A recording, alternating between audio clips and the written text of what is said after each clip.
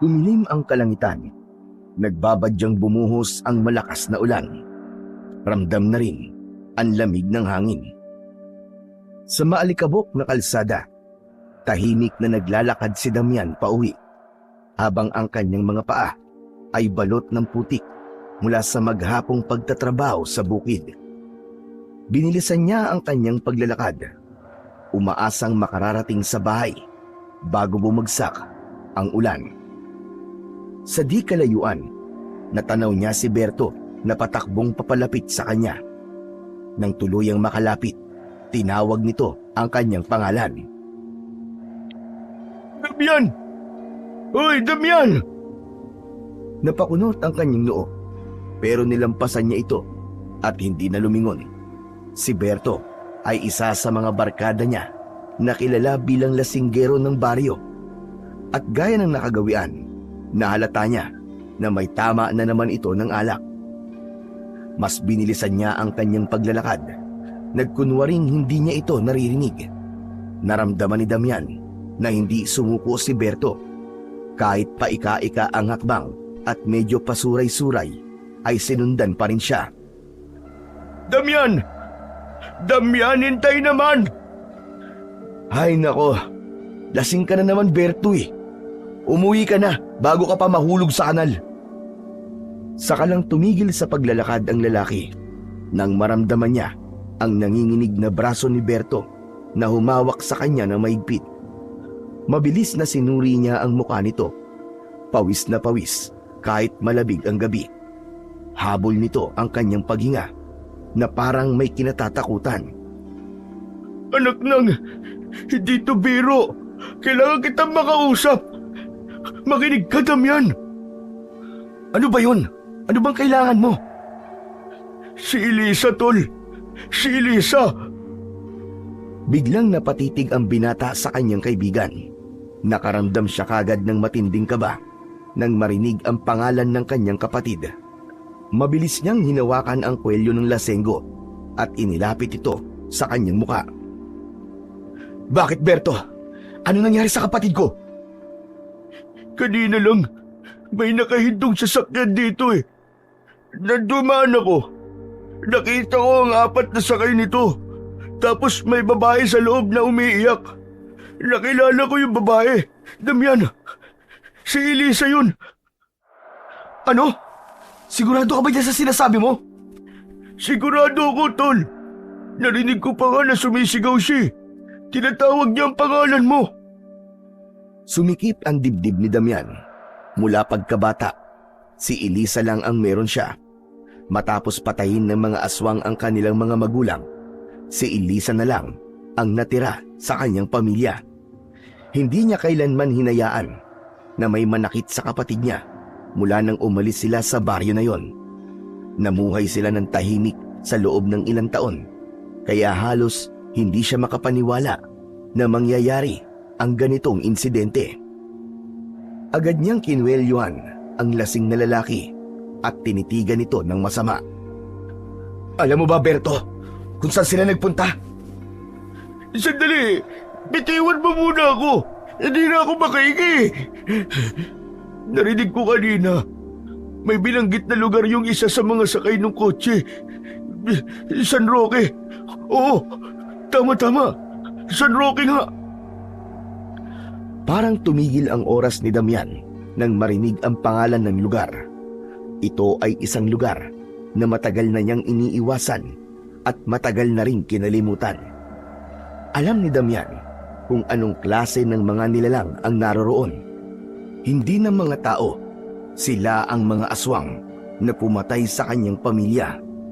Ang mga malulupit na nilalang na umagaw sa lupain ng mga dating taga San Roque. Bakit naman kinuha nila si Elisa? Anong gagawin nila sa lugar na yon? Anong kailangan nila? Hindi ko alam, Damian. Pinaharurot na nila yung sasakyan eh. Hindi ko na nahabol. Hayop sila. Kailangan kong iligtas ang kapatid ko. Susundan ko siya doon. Wag! Wag, pare. Kung pupuntahan mo sila, sigurado ako, baka di ka na makabalik ng buhay. Alam naman natin kung anong klase ng mga halimaw nakatira doon, di ba? Wala akong pakialam, Berto. Kailangan ko mailigtas ang kapatid ko. Ano? Hindi ka ba natatakot na sumugod sa baryong yun? Sigurado ka ba, Damian? Sigurado ko. Hindi ko kayang pabayaan ang nag-iisa kong kapatid. Damian! Damian, wag mong gawin to! Hindi mo sila kaya! Ngumiti si Damian, isang matalim at malamig na ngiti. Dahan-dahan niyang hinila pababa ang kwelyo ng suot niyang lumang sweater at hinaplos ang dalang itak na nakasabit sa kanyang bewang. Ang bakal ay malamig sa kanyang kamay, pero ang dugo niya ay kumukulo sa galit. Ako ang hindi nila kaya. Matitikman nila ang hinahanap nila.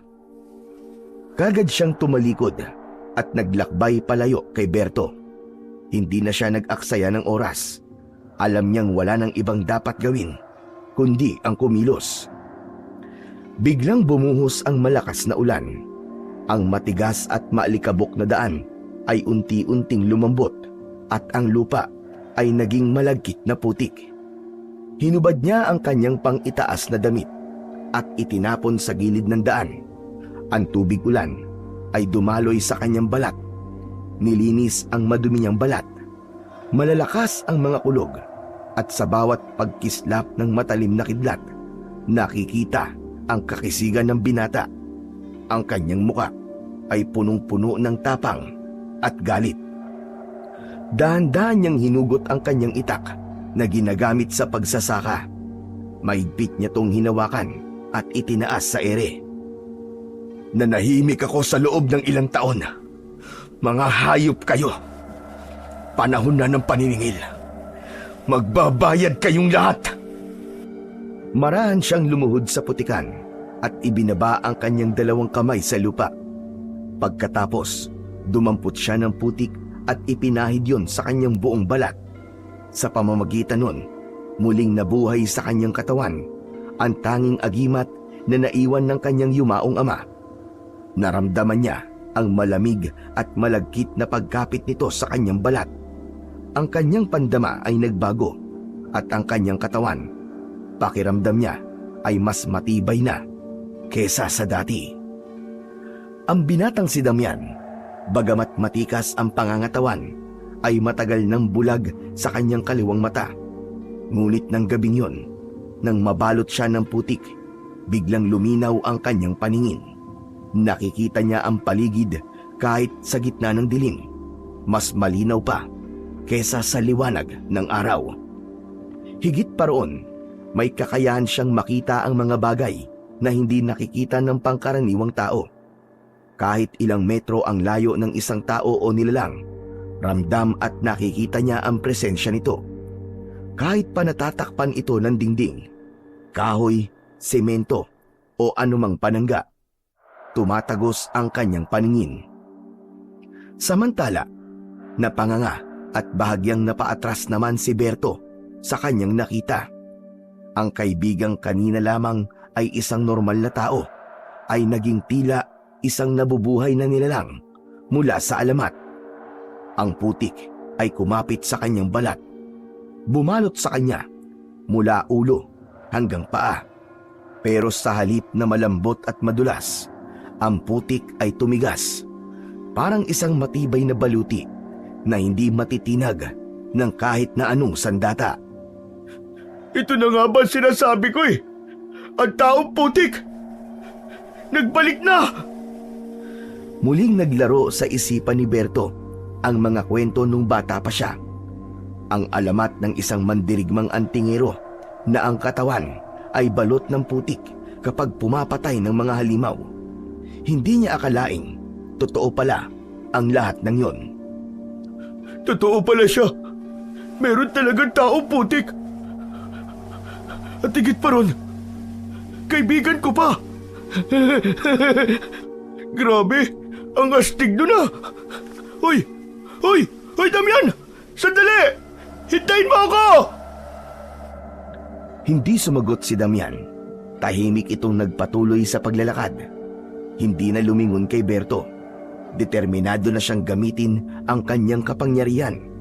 Bagamat hindi pa siya nakikipaglaban kahit kailan, Alam niyang darating ang araw na yon na kakailanganin niyang gamitin ang kanyang lakas at bertud na iniwan sa kanya ng kanyang lahi. Hindi pa niya ito nagagamit sa tunay na laban, pero ngayon, wala na siyang ibang pagpipilian, wala nang atrasan. Haharapin na niya ang kapalarang matagal nang nagpapakita sa kanyang mga panaginip. Hoy! Damian, saan ka pupunta? Hintayin mo ako! Damian! Susunduin ko ang kapatid ko. Matapos ang mga salitang yon, isang malakas na dagundong ng kulog ang umalingaw-ngaw sa langit. Sinundan ito ng mas matinding pagbuhos ng ulan.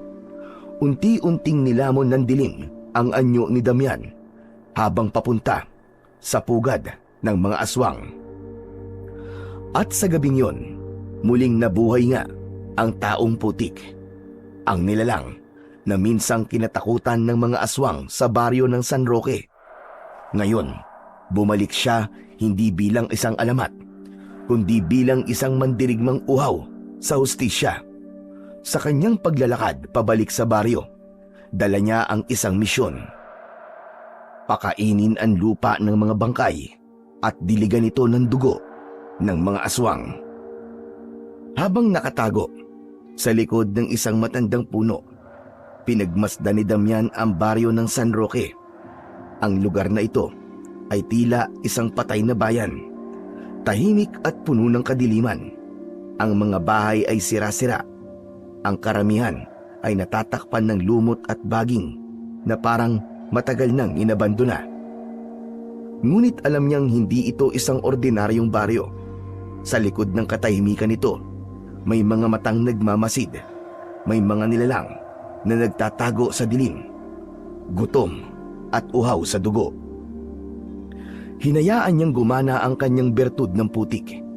Ang malamig na lupa na bumalot sa kanyang katawan ay nagbigay sa kanya ng hindi pangkaraniwang pandama. Ang kanyang pandinig ay naging matalas. Ang kanyang pangamoy ay naging sensitibo sa lansa ng hangin. At higit sa lahat, ang kanyang paningin ay tumagos sa loob ng mga bahay. At sa kabila ng dingding, nakita niya ang tunay na anyo ng mga nakatira sa baryo. Sa loob ng bahay, may mga nilalang na nakalupasay sa sahig, mga aswang na nasa kanilang likas na anyo. Ang ilan ay may mahahabang dila na dumidila sa mga butot laman ng kanilang biktima. Ang iba namay nakadungaw sa kanilang bintana, waring naghihintay ng susunod na bisitang mahuhulog sa kanilang patibong.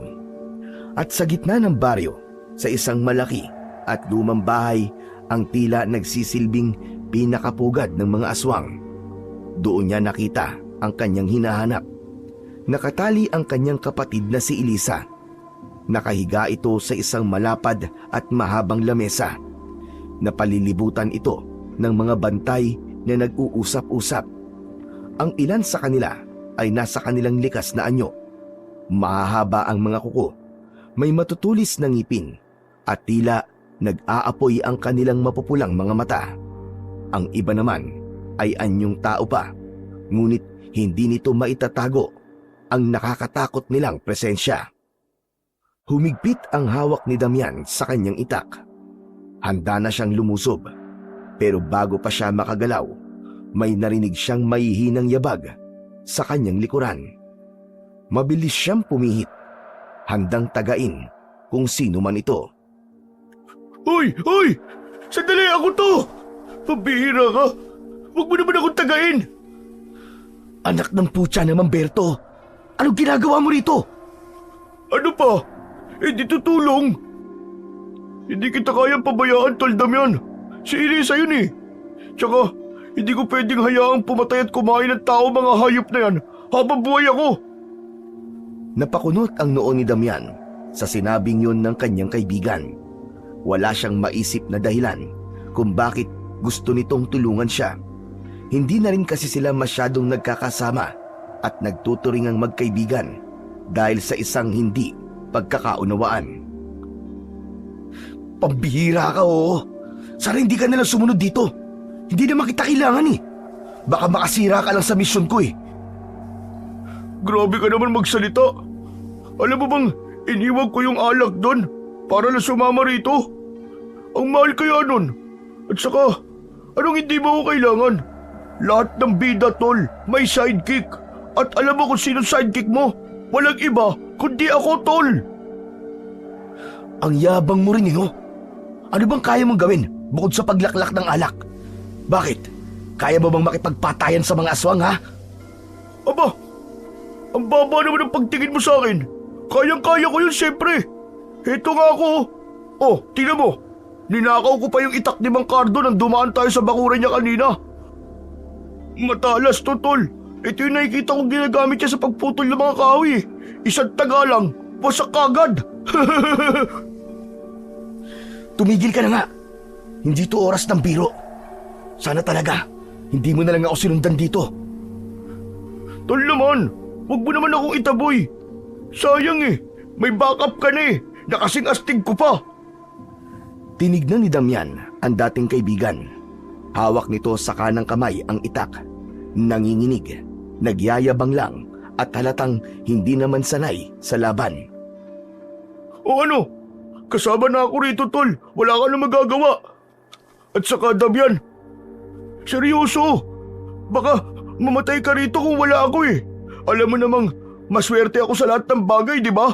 Kaya swerte ka sa akin. Maswerte, maswerte. Kailan ka pa naging maswerte, Aber? Oo, marami. Yung 3 beses ako nanalo sa sabong. At di ko alam kung paano nangyari yun. Nung naligtas ako sa utang kay Mang Kanor dahil nasira bigla listahan niya. At nung isang beses na hindi ko alam kung paano ako nakauwi kahit 3 araw na akong walang malay sa inuman. O di ba? Maswerte kung matatawag yun. Shh! Huwag kang maingay. Ang ingay mo.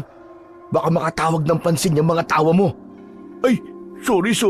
Na-carried away lang ako. Na-carried away? Sipain kita dyan eh. Sige na. Pero kapag naging pabigat ka, iiwan kita rito. Hindi ako magiging pabigat, tol. Ako ang bahala sa ibang trabaho mo. Pwede akong panggulo o kaya pain. Tignan mo, paano kung daldal ako ng daldal dito, may aswang na lumapit sa likod mo, di ba? Pwede mo akong gawing pangatlong mata mo. Hala, putik! May lumalapit nga sa likod mo! Nang lumingon si Damian, isang aswang na may nakausling pangil ang nakahanda ng umatake sa kanya. Walang babala, sumugod ito ng mabilis.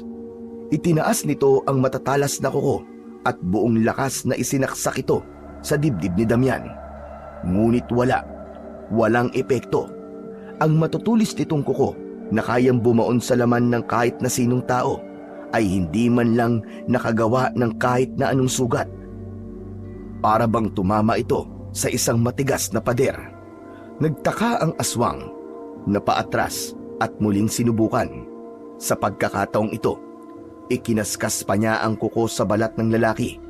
Pilit na ginagasgas ito para punitin, pero wala talagang epekto.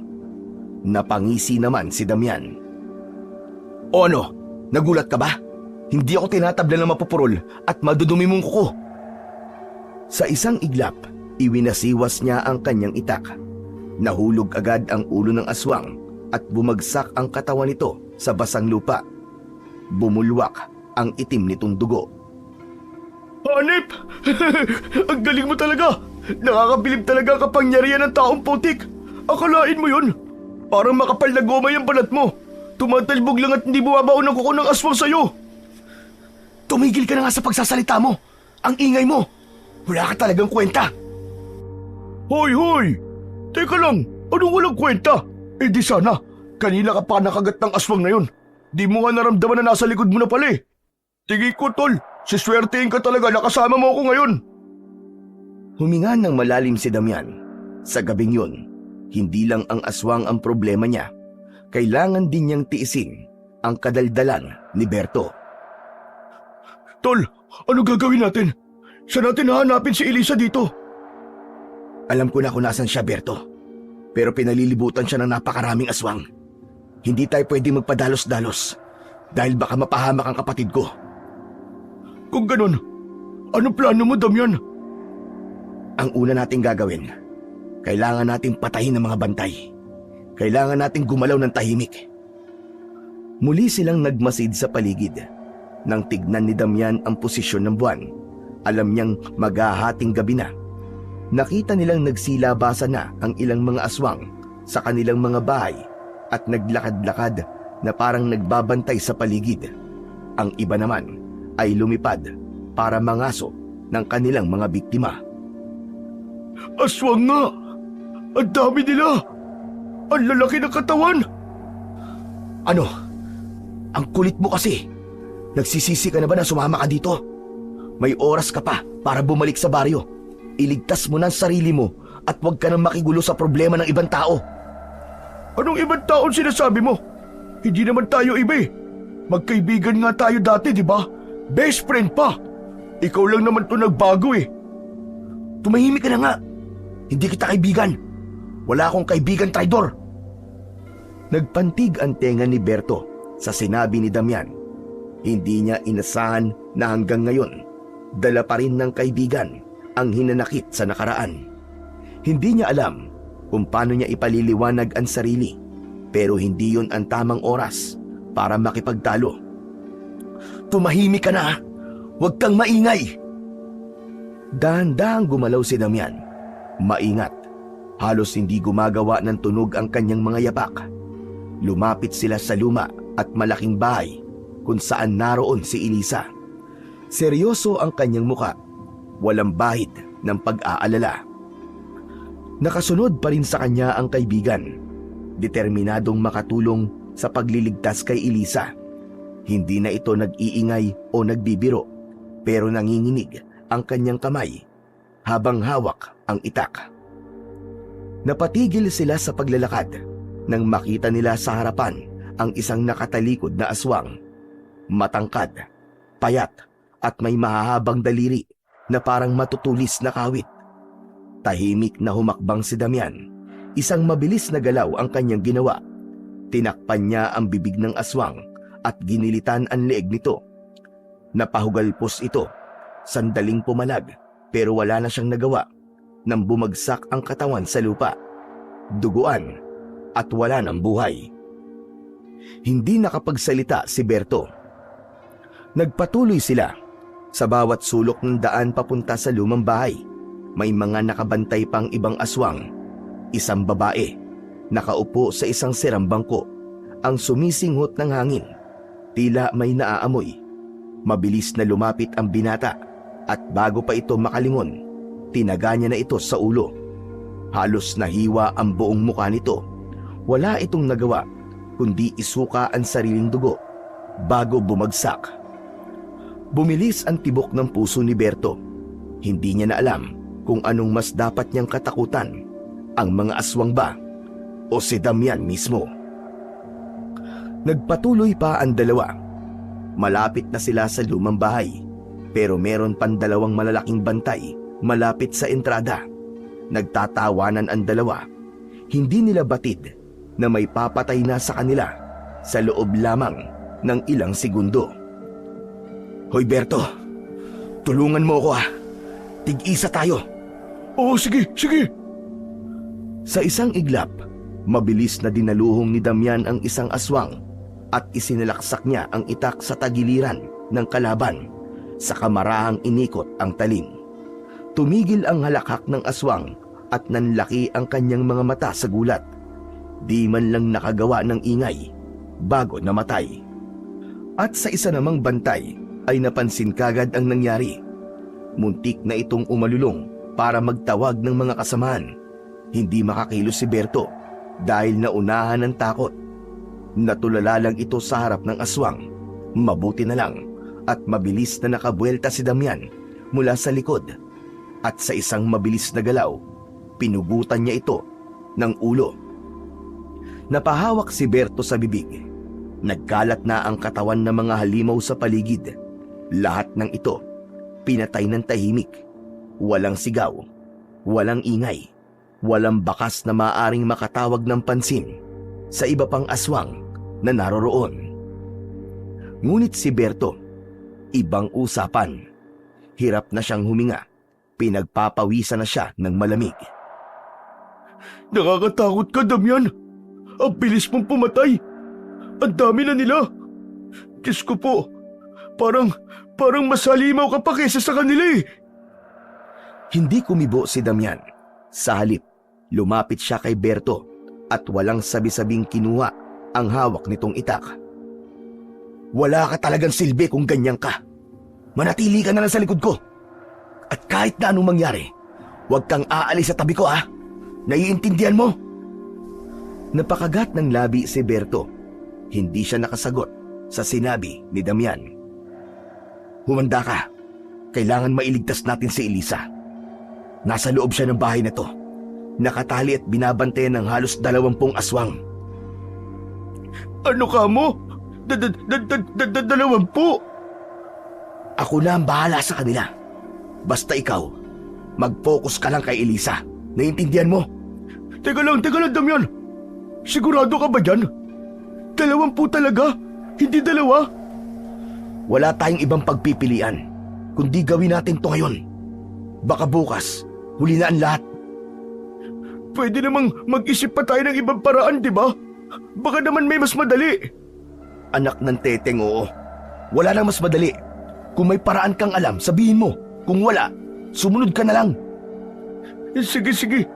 Pero anong gagawin ko kung may biglang umatake sa akin? Oh, heto. May maliit akong kutsilyo dito. Gamitin mo. Ako lang muna ang gagamit ng itak na dala mo. Mas marami mapapatay ang kamay ko kapag 2 sandata ang hawak ko.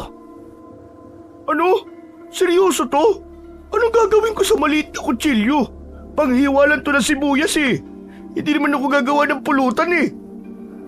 Hindi ko naman ibibigay yan para panlaban. Gamitin mo yan para putulin ang tali ni Elisa. Mas mahalaga yun. Putya, sige na nga. Pero galingan mo ha. Ayoko pang mamatay. Ayoko rin maging midnight snack ng mga aswang. Hindi mangyayari yun. Akong bahala sa'yo. Alam mo may isa akong salita. Ikaw lang naman ang walang palabra de honor eh. Grabe ka talaga sa akin ha. Naisingit mo pa talaga yun. Tumakas na lang kaya ako at iwan ka dito. Subukan mo lang, Berto. Subukan mong tumakas. At personal kitang babalikan. Ikaw naman di ka na mabiro eh. Alam mo naman na mahilig ako magbiro, di ba? Oh. O sige. Nasaan ba mga kalaban? Banatan na natin. Banatan na natin. Ikaw talaga puro kakalokohan eh. Dali mo, sumunod ka sa akin. Okay. Walang ingay. Hindi tayo dapat na pumalpak. Kapag naramdaman mo may kakaiba, huwag kang sisigaw. Naiintindihan mo? Oo na nga, sige na. Bahala na. Tahimik na lumapit ang dalawa. Nasa loob ng bahay si Elisa at ito ang kanilang pakay. Kahit madilim, kitang-kita niya ang nangyayari sa kapaligiran. Walang aswang na nakapaligid, maliban sa mga aswang na nasa loob. Ang kanyang kaliwang mata parang kumikislap dahil sa kapangyarihan ng bertud. Dahan-dahan siyang umakyat sa balkonahe. Sinenyasan si Berto na manatiling tahimik. Nang marating nila ang pintuan, agad na tinangka ni Damian na buksan ang pinto. Ngunit sa oras na lumapat ang kanyang kamay sa kahoy na pinto, parang nagliyab ang kanyang palad. Napaatras siya, napangiwi sa sakit habang hawak ang nasunog na kamay. Ano tong pinto na to? Bakit ang init? Bakit tol? Ano nangyari? Mabilis na tinignan ni Berto ang kamay ni Damian. May pulang marka ito na parang napaso sa apoy. Napansin nilang may kakaibang ukit ang kahoy, mga simbolo at palatandaang hindi pangkaraniwan. Ako tol, ako! Susubukan ko! Baka kaya ko! Matapang na hinawakan ni Berto ang doorknob. Pinuwersa niya itong buksan gamit ang 2 kamay. Buong lakas niyang hinatak, pero wala, ni hindi man lang gumalaw ang pinto. Pambihira! Anong klase pinto to? Hindi ko rin mabuksan! Nagtama ang tingin nilang dalawa. Alam nilang hindi ito ordinaryong pinto. Napaatras sila pareho na hindi makapaniwala sa nangyari. may kung anong puwersang humahadlang sa kanila. Ang mga ukit sa kahoy ay nakita ni Damian na parang may sariling buhay at gumagalaw. May proteksyon to. Hindi to basta-basta pinto lang. Ano? Proteksyon? Yung tipong may sumpa? Hindi sumagot si Damian, pero alam niyang tama si Berto. Ang pinto ay may mahika. Proteksyon ng mga aswang. Tahimik nilang pinagmasdan ang paligid. Alam nilang hindi na sila maaaring magtagal doon. Kapag nagtagal pa sila, siguradong may makakapansin na sa kanila. Hindi natin ito mabubuksan sa normal na paraan, Tol. Anong gagawin natin? Maghihintay na lang hanggang bumukas siya ng kusa? Hindi. Pero kailangan umatras muna tayo. Hindi natin pwedeng pilitin to ngayon. Pero di ba, nasa loob niya si Elisa? Mas lalo siya mapapahamak kung pipilitin natin. Napatingin si Berto kay Damian. Hindi ito sanay makitang umaatras sa laban. Pero alam niyang tama ang kaibigan niya. Kung ipipilit nilang buksan ang pinto ngayon, baka mapahamak silang lahat. Lalong-lalo na si Elisa. Napansin ni Damian ang paggalaw ng anino sa loob ng bahay. May naalerto. Bilis! Umatras na tayo! Umatras sila at nagkubli sa mga puno upang hindi mapansin ng mga aswang. Tinuntun nila ang daang papunta sa malapit na bundok. Pagkarating sa tuktok, saglit silang huminto upang huminga ng malalim. Mula roon, tanaw nila ang buong baryo ng San Roque. Ang mga ilaw sa ilang bahay ay parang mumunting alitaptap sa dilim ng gabi. Ngunit alam nilang sa kabila ng payapang tanawin yon, meron itong ikinukubling lagim. Ang itaas ng bundok ay may malawak na lupang natatakpan ng damo at ilang naglalakihang puno. Doon sila nagkampo. Itinayo ang isang pansamantalang silungan gamit ang ilang sanga at dahon. Kahit paano ay nagbigay ito ng proteksyon laban sa lamig ng gabi. Habang nakaupo si Berto sa isang bato, hindi niya maiwasang manginig, hindi lang sa lamig kundi sa kaba. Samantalang si Damian, nagsimula siyang magplano at sinimulang pag-aralan ang baryo. Kung paano nila ito mapapasok nang hindi namamalayan at kung paano nila ililigtas si Elisa bago pa mahuli ang lahat. Habang nakaupo sa lupa, pinagmasdan ni Damian ang baryo. Hawak niya ang isang maliit na bato at nilalaro ito sa kanyang palad. Damian, anong binabalak mo? Parang ang lalim yata ng iniisip mo ah. Kailangan nating malaman ang galaw ng mga aswang. Kailan sila nagpapahinga? Ilang bantay ang meron sa bahay na yon? At higit sa lahat, kailan nila balak isagawa ang ritual? Teka. Ritual? Ano sinasabi mo, Damian? Bago tayo umalis kanina, may narinig akong usapan. Malapit na ang pista ng baryo. Oh, ano namang koneksyon ng pista sa kapatid mo? Hindi ko pa alam. Wala akong alam sa mga ginagawa nila. Ang mahalaga lang sa akin, mabawi ko ang kapatid ko mula sa mga halimaw na yon. Teka. Parang alam ko lang ritual na yun ah. Oo, napakinggan ko na ang tungkol sa kwentong yun. Ano, Berto? Anong ibig mo sabihin? Nung bata pa kasi ako, madalas akong makinig sa mga kwento ng matatanda sa inuman. Sabi nila, may isang lumang ritual na ginagawa ang mga aswang tuwing pista. Pero ang alam ko, matagal na itong tinigil eh. O akala ko lang pala. Ano pa ang naalala mo? Ang dugo ng birhen, yun daw ang pinakamalakas na alay. Kapag ibinuhos sa mutya, mas lalo silang lumalakas, mas tumatagal ang buhay nila, at nagiging mas mahirap silang patayin. Kung ganun, kailangan na natin kumilos kagad. Hindi ako papayag na gawin nilang kasangkapan ng kapatid ko sa walang kwentang ritual na yun. Eh paano nga natin gagawin yun? Hindi nga tayo makapasok sa bahay eh. Kung hindi natin kayang buksan ang pinto, paano natin maililigtas si Elisa? Kailangan nating malaman kung paano nila sinelyuhan ang bahay. Isa naman tayo maghahanap ng sagot. Hindi naman tayo manghuhula eh. Kailangan natin bumalik sa baryo. Pero hindi bilang tayo. Hoy! Anong ibig mo sabihin? Magpapanggap tayong isa sa kanila. Ha? Anak ng tetingo, nasisiraan ka na ba ng ulo? Paano tayo magpapanggap na aswang, Damian? Hindi ko kaya lumipad.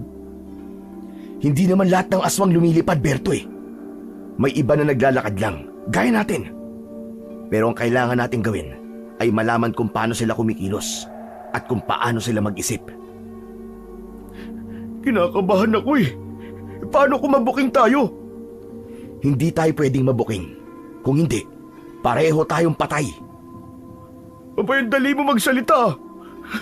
Ano ba plano mo? Maghihintay tayo ng aswang na nag-iisa tapos... Oo, tama ka. Kukuha tayo ng kasuotan mula sa isang aswang. Kailangan natin makahanap ng isang aswang na hindi kilala sa grupo nila. Meron ba nun? Maliit lang ang baryo nila eh. Tiyak na magkakakilala ang lahat ng yun. Saka, matalas ang pang-amoy ng mga aswang, di ba? Susubukan lang naman natin eh. Baka umubra. Hindi ko alam kung matalino tong plano mo o isang malaking katangahan eh. Wala na tayong ibang paraan, Berto. Kung hindi natin malalaman ang sikreto ng bahay na yun, hindi natin maililigtas si Elisa. Ay, ano ba naman ito? Ay, oo nga pala. May naalala pala ako nakadugtong nung kwento nung matatandang lasinggero. Pambihira ka naman, Berto. Ang hilig mo talaga sa bitin-bitin eh. At pasuspense-suspense eh. Nakakabanas ka na talaga eh. Aba, di kung ayaw mo ng bitin, di ko na itutuloy ang kwento. Itutuloy mo o pagpuputol-putulin ko yung katawan mo? Naku naman, ito naman di naman mabiro oh. Huwag masyado mainit ang ulo mo, Damian. Siyempre, sasabihin ko sa iyo lahat. Walang labis, walang kulang. Mabuti naman kung ganon. Sige, simulan mo na. Ano nga ulit yung naalala mo? Yun na nga. Bago sumapit daw ang pista, nag-aasik din daw ng lagim ang mga aswang. Dumudukot sila ng mga tao para gawing aswang. Ibig mong sabihin eh, kaya nilang gawing aswang ang isang ordinaryong tao? Oo, Damian. Kaya nilang manghawa. Pinapainom nila ng dugo ang mga biktima. O di kaya pinapakain ng lamang loob ng ibang tao. Meron pa nga, nangahawa din sila sa pamamagitan ng laway eh. Kung gano'n, may paraan para makapasok tayo sa baryo nang walang nakakahalata. Ano? Ang ibig sabihin eh, hindi na tayo manghuhuli ng aswang at saka... Hindi na. Magpapanggap na lang tayong biktima nila. Magpapanggap tayong isa sa mga hahawaan nila o hinawaan na at hindi pa sanay sa pagiging aswang. Ay nako, mas lalong ayoko ng planong yun eh. Paano kung bigla tayo maghiwalay tapos mapainom nila ako ng dugo? Tapos ayoko maging aswang. Hindi na ako makakainom ng alak dun eh. Anak ng tutsang oo. Yung pa talagang naisip mo no? Bakit? May narinig ka ba na aswang na lasinggero? Wala pa. Baka ikaw pa lang. Tinatakot mo naman ako, Damian eh. Tumahimik ka na nga. Pwede nating gamitin yung pagkakataon na yun para makapasok tayo sa grupo nila. At yun ang gagamitin natin para makalusot tayo sa baryo. Lintik naman na to. Ano ba pinasok ko? Sa dami na pwede kong maging kaibigan, ikaw pa napili ko. Pambihira naman oh. Ano? Kakasa ka ba o aatras ka na? Tol, aaminin ko. Takot na takot ako sa kanila pero mas natatakot ako sa iyo eh. Kaya sige na nga lang. Ayos. Pues, humanda ka na dahil tayo ang magiging bagong halimaw ng San Roque. Sa gabing iyon, sa ibabaw ng bundok, nabuo ang konkreto nilang plano. Babalik sila sa baryo ng mga aswang, hindi bilang isang tagalabas, kundi magiging bahagi sila ng baryo bilang mga nagpapanggap na aswang. Nahiga na ang dalawa. Sinapinan na lamang nila ng mga tuyong dahon ang lupa. Madaling araw na, pero hindi dalawin ng antok si Damian. Nakatingala siya sa langit. Pinapanood ang buwan at mga bituin. Malamig ang simoy ng hangin, ngunit hindi sapat yon para kumalma ang binata.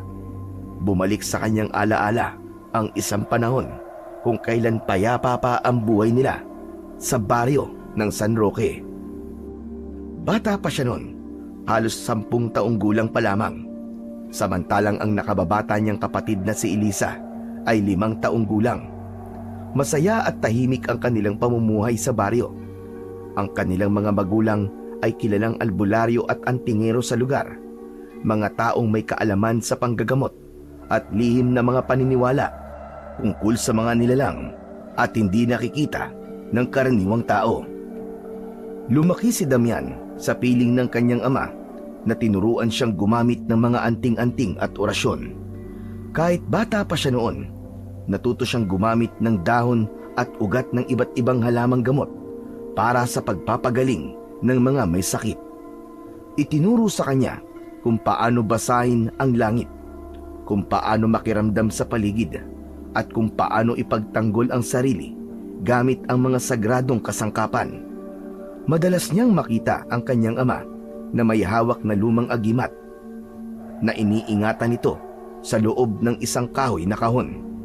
Tapos may iba pang bagay na naroroon pero hindi niya batid kung ano.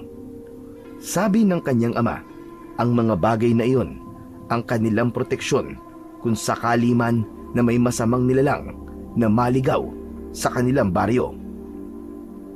Sa kanilang simpleng buhay, wala silang kamalay-malay sa panganib na unti-unting lumalapit sa kanilang baryo.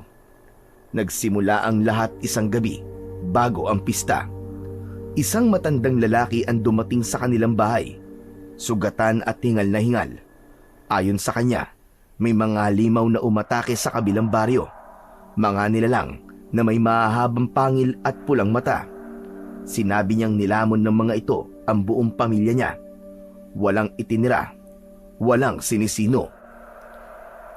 Nabahala ang mga magulang ni Damian. Agad silang nagpulong kasama ang ibang albularyo at matatandang may alam sa mga sinaunang paniniwala.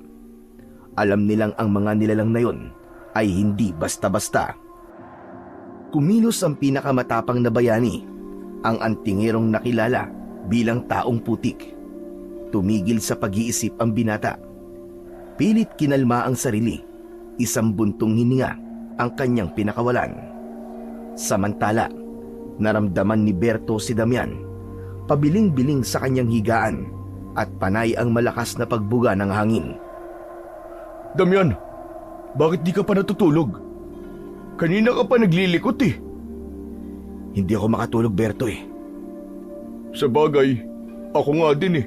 Di rin makatulog. Parang bumabalik sa akin yung itsura ng mga aswang na napatay natin. Para akong binabangungot ng gising. May napatay ka ba? Wala yata akong maalala. Ay, wala ba? Guni-guni ko lang pala yun. Sandali. Berto, di ba sabi mo, marami ka nang narinig na kwento tungkol sa baryo ng San Roque? Naikwento ba sa'yo kung paanong naging pugad ng aswang ang baryong yon? Parang oo, na hindi. Ewan ko, hindi ako sigurado. Baka nakalimutan ko na rin eh. Gusto mo bang malaman ng kwento? Ano? Alam mo? Oo naman. Alam mo pala eh, tapos nagtatanong ka pa. O sige nga, ikwento mo na. Tutal, parehas naman tayo hindi makatulog eh. Nagsimula ang lahat dahil sa taong putik. Ha? Bakit ganun? Di ba siya yung bayani ng baryo? Pero bakit sa tono mo? Parang kasalanan pa niya yung nangyari. Kasalanan naman talaga niya eh. Kasalanan ng kapangyarihan niya. Ha? Teka, naguguluhan ako. Di ko maintindihan eh, nalilito ako, paki-explain nga. Alam mo namang mababa ang IQ ko eh. Kasi ganito yon. Nung malaman niya na may mga aswang sa ibang lugar, nagsimula siya ng isang misyon. Isang personal na krusada. Pinangako niya sa sarili niyang papatayin niya ang lahat ng aswang na mahahanap niya. Aba eh, di parang bayani pala talaga siya. Ewan ko. Minsan nga naiisip ko kung bayani ba talaga siya o siya ang dahilan ng lahat ng ito. Dahil sa kanya, natuntun ng mga aswang ang baryo namin, ang San Roque. Diyan kami dati nakatira. Payapa at masaya dati ang lugar na yan. Seryoso? Ibig mo sabihin, dating lugar yan ng mga tao? Tama ka, Berto. Pero na magsimula siyang manghuli at pumatay ng mga aswang sa kabilang bayan, nagalit ang mga halimaw. Hinanap nila kung sino ang pumapatay sa kanila. At nang matuntun nila kung saan siya nakatira, doon na nagsimula ang trahedya. Diyos ko po, ano nangyari pagkatapos dun? Isang gabi, dumating sila. Hindi lang isa o dalawa, kundi isang buong hukbo ng mga aswang. Wala silang awa. Pinaguhuli nila lahat ng mga lalaki sa lugar at iginapos. Dinala sa plaza. O tapos? Pagdating sa plaza, isa-isa silang tinanong. Sino ang taong putik? Oh, may umamin ba? Wala. Walang nagsalita. Walang gustong umamin kahit na ilan sa kanila. Kilala ang taong may bertud ng putik. Alam nilang si tatay yun. Pero hindi nila ipinagkanulo. Wow! Ang astig, no? Talaga may paninindigan sila. Sa bagay, kung ako din yung nasa panahong yun, ganun din ang gagawin ko eh. Hindi ko ipagkakanulo ang kababaryo ko kahit na ano pang mangyari. Over my dead body. Ganun na nga ang ginawa nila. Pero dahil sa prinsipyo na yun, nangyari ang malawakang pagpaslang. Anak ng... ayoko na pala. Kita mo na? Duwag! Tapos yun na nga, naunang pinatay ang mga asawa nila para may umamin. Pero wala pa rin nagsalita. Lahat tikom ang bibig. Lahat nagsasabing wala silang alam. Pero teka, hindi ba sila ipinagtanggol ng tatay mo? Bakit di niya ginamit ang agimat niya? Para sana nailigtas niya ang mga taga-baryo. Nang mga oras na yon, di niya kayang gawin yon. Alam mo ba kung bakit? Bakit? Dahil wala na sa kanya ang bertud. Naipasa niya na sa akin. Eh bakit hindi mo sila tinulungan? 10 taong gulang pa lang ako nun. Wala akong nagawa, Berto. Bata pa ako nun. Wala akong lakas at mas lalong wala akong kaalam-alam masyado sa kapangyarihan ng mutya. Wala pa akong lakas ng loob na lumaban. Kung sa bagay, masyado ka pang ang bata. Tapos ang kalaban mo isang batalyon na aswang. Oo, naiintindihan naman kita. Kinuha nila ang nanay ko. Pilit na pinaamin si tatay. Pero dahil sa kagustuhan niyang mailigtas ako, hindi rin siya nagsalita. Ang sakit. Napakasakit nun. Kitang-kita ko kung paano sila pinatay ng mga aswang na yon. Natigilan ang lalaki sa parting yon ng kwento at pumikit. Maya-maya ay muli niyang itinuloy ang kwento. Sa gabing yon, tinangay niya ang kapatid at lumayo sa baryo. Hindi niya alam kung saan sila pupunta. Basta ang mahalaga ay makalayo sila sa lugar na yon. Sa lugar kung saan nawala ang lahat sa kanila. Habang naglalakad sa gitna ng kagubatan, sinumpa ni Damian sa kanyang sarili na babalikan niya ang mga halimaw na pumatay sa kanyang pamilya. Hahanap siya ng paraan upang maghiganti. At ngayon, maraming taon na ang lumipas. Narito na siya, bumalik sa San Roque. Ngunit hindi lang paghiganti ang nasa isip niya ngayon. Ang buhay ng kanyang kapatid ang nakataya. At sa pagkakataong ito, hindi siya papayag na may mahal siyang mawawala uli. Magbabayad silang lahat, Berto. Magbabayad ang mga halimaw na yon. Grabe, tol. Ang bigat ng kwento mo. Kung ako lang yun, baka di ko kayanin.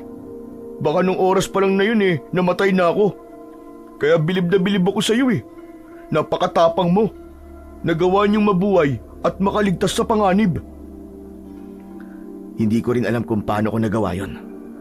Basta ang nasa isip ko lang nun, kailangan kong protektahan si Elisa. Lumayo kami. Nagpalipat-lipat ng tirahan hanggang sa napadpad kami sa baryo nyo at nakatagpo ng isang mabait na matanda na siyang nag-ampon sa amin. Minsan ba, tol, naisip mo na babalik ka sa impyernong lugar na to kung saan nagsimula ang lahat? Kung ako lang, ayoko na talaga. Pero wala akong mapagpipilian Kailangan ko mabawi si Elisa at sa pagkakataong to, hindi na ako tulad ng dati. Meron na akong laban. Mas malakas na ako at mas matapang. Pero di ba, isang baryo ng aswang pa rin to? Kaya ba talaga natin sila, tol? Hindi. Kung magpapadalos-dalos tayo, hindi natin kakayanin. Yung estratehiyang naisip natin, kapag nagawa natin ang maayos yun, alam ko na magtatagumpay tayo. Ay naku, sana nga. Siya nga pala, Damian. May gusto kong sabihin sa'yo. Ano yun, Berto? Ang totoo niyan gusto kong humingi ng tawad sa nagawa ko nun sa'yo. Yan banday lang kung bakit sumama ka sa akin. Gusto mo makabawi? Hindi naman sa ganun, tol. Kumbaga ito na lang yung nakikita kong paraan para magkaayos tayo kahit papano . Hindi na tayo magkakaayos. Nakikipag-usap lang naman ako sa iyo ngayon para kay Elisa. Yun lang yun. Dahil tulad ng sinabi ko noon, walang kapatawaran ang ginawa mo sa akin. Talaga? Grabe ka naman, ang tigas pala talaga ng puso mo. Kasing tigas na mga putik dyan sa katawan mo. Try mo kaya maligo, baka sakaling lumambot ang mga yan.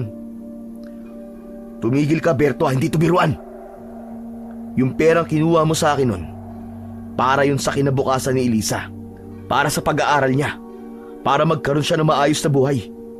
Pero dahil sa kasakiman mo, nasira ang lahat. Nawalan siya ng pagkakataong makapagtapos. Makahanap ng disenteng trabaho at mabuhay ng normal. At nasan siya ngayon? Nakatali sa baryo. Hinihintay ang oras ng pag-aalay ng mga aswang. Damian, ikaw naman patawarin mo na ako. Hindi ko naman talaga sinasadya yun . Anong hindi mo sadya? Alam mo kung gaano kahalaga yun para sa amin. Pero anong ginawa mo? Niloko mo ko. Tinuring kitang kaibigan pero ano? Tinraidor mo ko para sa sarili mong kapakanan. Damian, tol. Nagsisisi na talaga ako. Kung pwede ko lang ibalik ang panahon, hindi ko na gagawin yun . Maniwala ka. Pero huli na ang lahat, Berto. Hindi na natin maibabalik ang nakaraan. Ang tanong, paano mo to babayaran ngayon? Kahit ano, Damian, babawi ako. Kung gusto mo, itataya ko ang buhay ko para mailigtas lang si Elisa . Mas mabuti pang ang gawin mo yun. Dahil kung may mangyayari sa kanya, ikaw mismo ang uunahin kong ilibing sa lupa. Pagkasabi nun ay tumahimik na si Damian. Samantalang si Berto naman ay nagbago ng posisyon. Tumalikod ito sa lalaki. Alam niyang may katwiran si Damian. Alam niyang kasalanan niya ang pagkawala ng perang dapat sanay magbibigay ng magandang kinabukasan kay Elisa. Matalik silang magkaibigan nun. Magkapatid na halos ang turingan nila. Pero dahil sa bisyo niyang alak at sugal, bigla silang nasira. Nang kailangan niya ng pera, ang pinakamasakit niyang ginawa ay nakawan si Damian. Ninakaw nito ang perang pinagbentahan galing sa ipinamanang lupa ng matandang nag-ampon sa magkapatid. Isang pamana na sana'y magiging daan para mabigyan si Elisa ng magandang kinabukasan. Pera na gagamitin sana sa kanyang edukasyon para sa pangarap niyang maging isang guro. Ang nanakaw niyang pera ay ginamit lang niya at inubos sa kanyang bisyo. Wala siyang itinira. Sana mapatawad mo rin ako balang araw, Damian.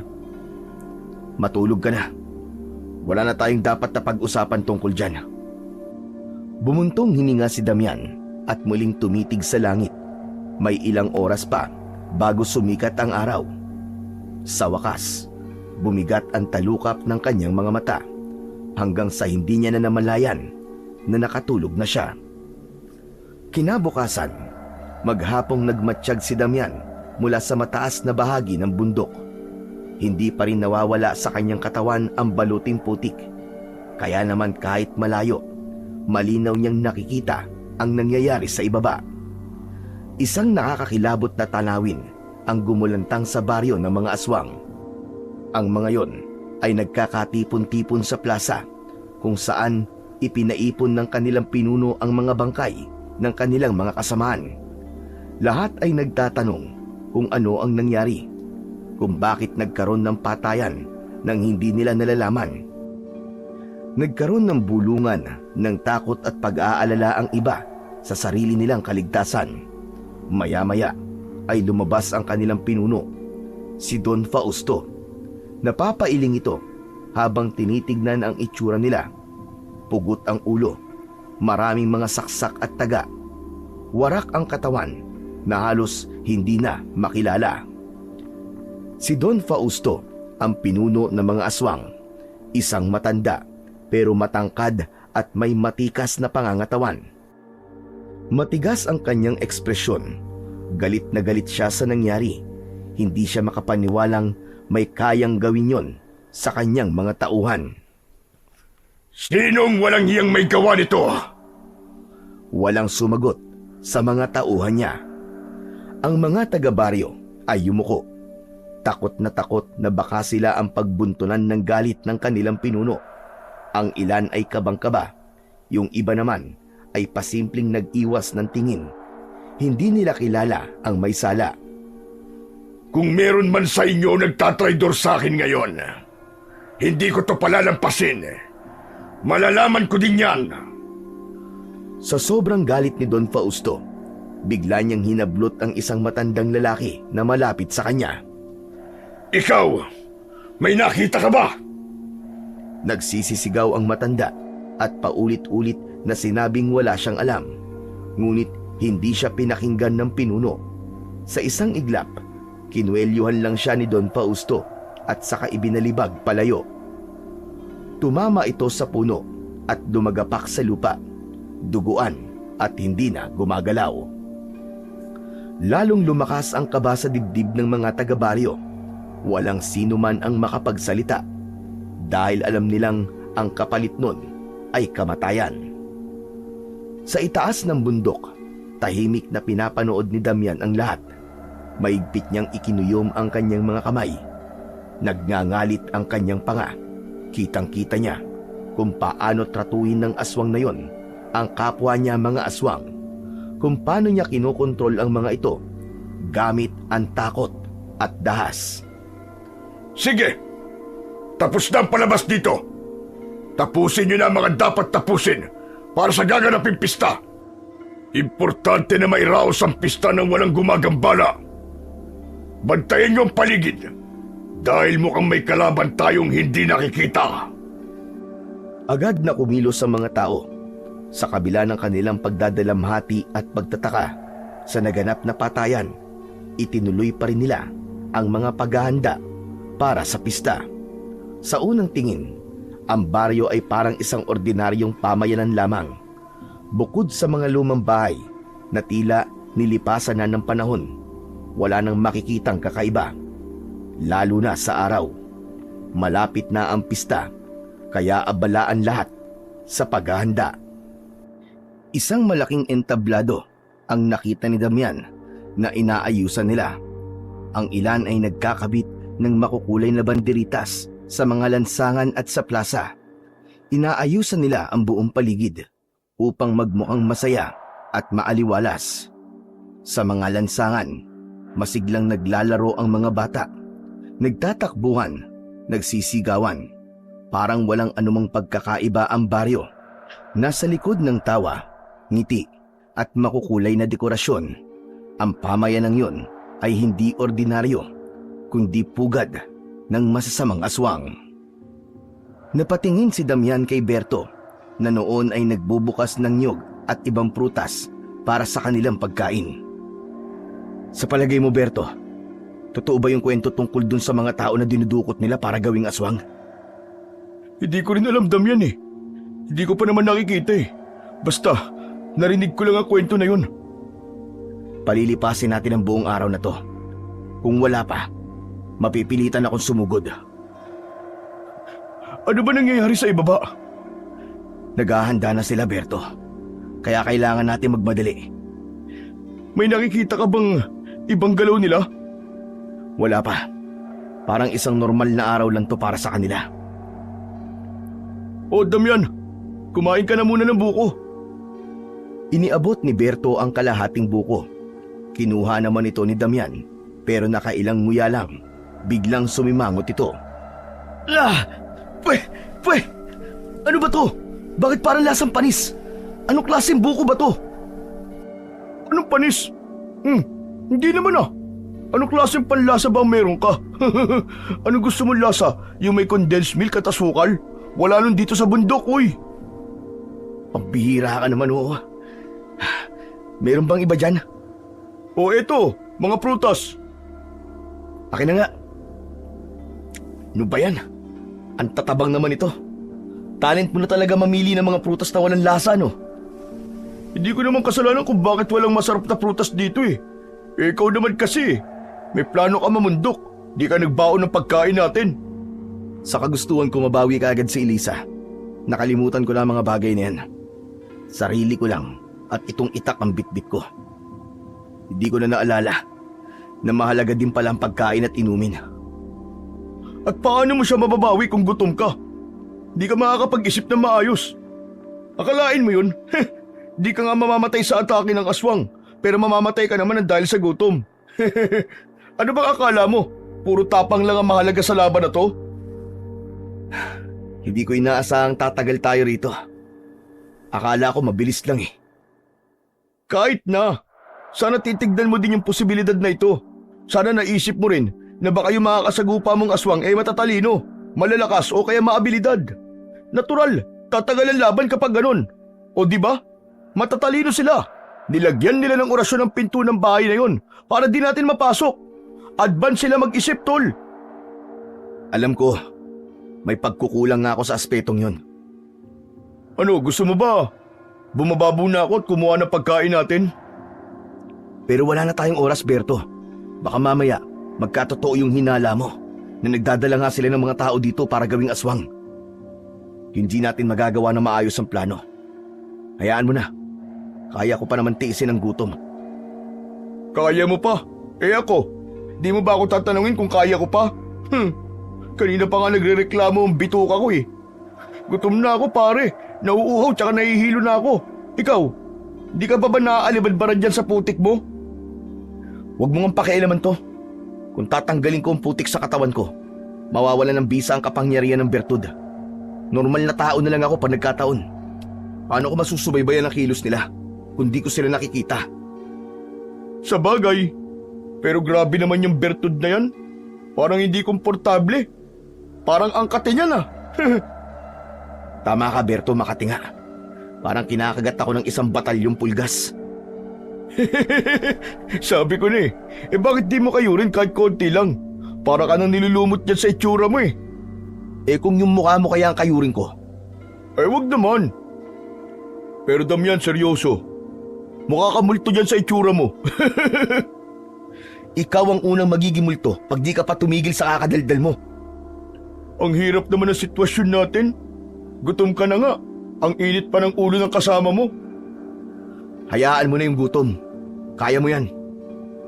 Kaya kong antiisin eh. Ay nako, buhay naman talaga, oo. Hindi ko naman alam kung sino mas matinding kalaban ko eh. Ang mga aswang o ang sarili kong sikmura. Berto, konting tiis na lang. Pumunta tayo rito para sagipin si Elisa. Sumama-sama ka pa kasi. Oo na, alam ko na yun. Hindi lang talaga ako sanay sa ganito eh. Pero sige, maghahanap na lang ako ng ibang makakain dito habang naghihintay tayo sa galaw nila. Mabuti pa nga.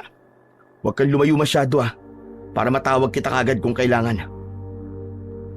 Ibinalik ni Damian ang paningin sa ibaba ng baryo. Biglang sumeryoso ang kanyang muka. May lumitaw na grupo ng mga tao. May hawak silang lubid. Hinihila ang ilang nakapila at nakagapos na mga lalaki. Ang karamihan sa kanila ay puno ng sugat at mukhang mahihina. Mas lalong pinatalas ni Damian ang kanyang paningin. Anak ng tutsang, ano to? Tahimik niyang sinuri ang paligid. Ang mga lalaking may hawak ng bihag ay hindi tulad ng mga nasa baryo. Hamak na mas malalaki sila at may matitipuno silang pangangatawan. Parang mga sundalo sa taglay nakakisigan. Mukhang totoo nga yung kinikwento ni Berto tungkol sa mga taong dinadakip nila bago sumapit ang piyesta. Agad siyang gumapang pababa sa kanyang pwesto. Nagtago ng bahagya sa mga damo. Hindi niya alam ang kakayahan ng mga yon. Ayaw niyang mahuli, kaya dapat siyang mag-ingat. Nanginginig siya dahil sa sobrang galit habang pinagmamasdan ang kaawa-awang sitwasyon ng mga bihag. Lahat sila walang lakas para lumaban. Berto! Berto, nasan ka na ba?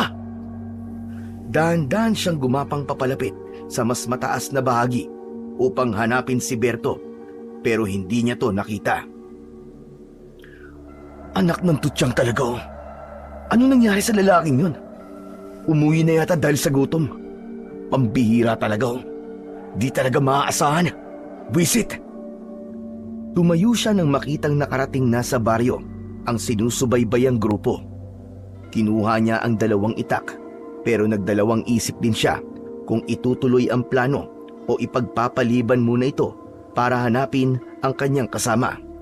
Sa huli, nagdesisyon na siyang tumuloy. Wala na siyang ibang pagpipilian. Kailangan niya ng gumalaw.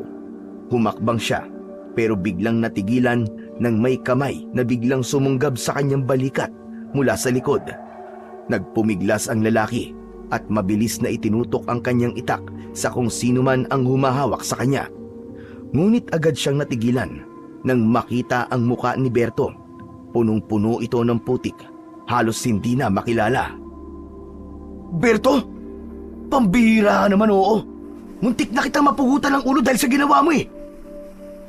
Ibinalik niya ang itak sa kanyang tagiliran at huminga ng malalim. Tumawa lang si Berto. Iniangat ang isang piling ng saging. Relax ka lang, tol. O ito, gusto mo? Masarap to. Natikman ko na. Matamis. Saan ka ba galing? Bakit hindi kita makita kanina? Kasi, nahulog ako sa bangin eh. Hindi ko napansin yung malambot na lupa sa gilid ng dinadaanan ko. Bigla na lang gumuho. Ayun, dumiretso ako sa putikan sa baba. Ano? Pero dapat nakita pa rin kita. Ba't ganun?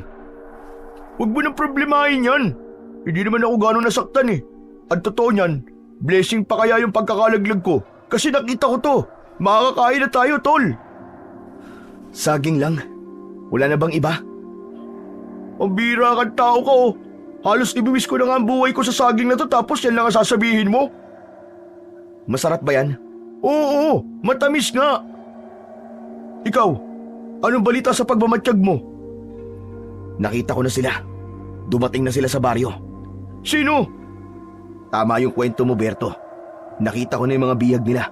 Puro lalaki. Mukhang may masama talaga silang balak sa pista.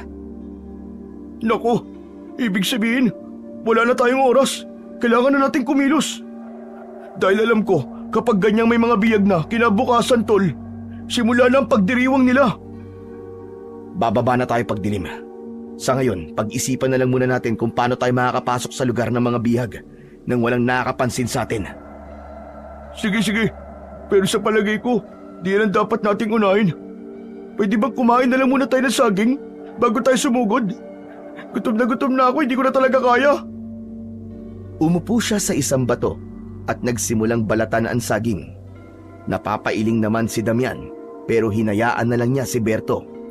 Pero biglang natawa ang lalaki. Ano? Tawa ka ng tawa dyan, may nakakatawa ba? Ang saya-saya mo ah. Natatawa kasi ako sa itsura mo eh.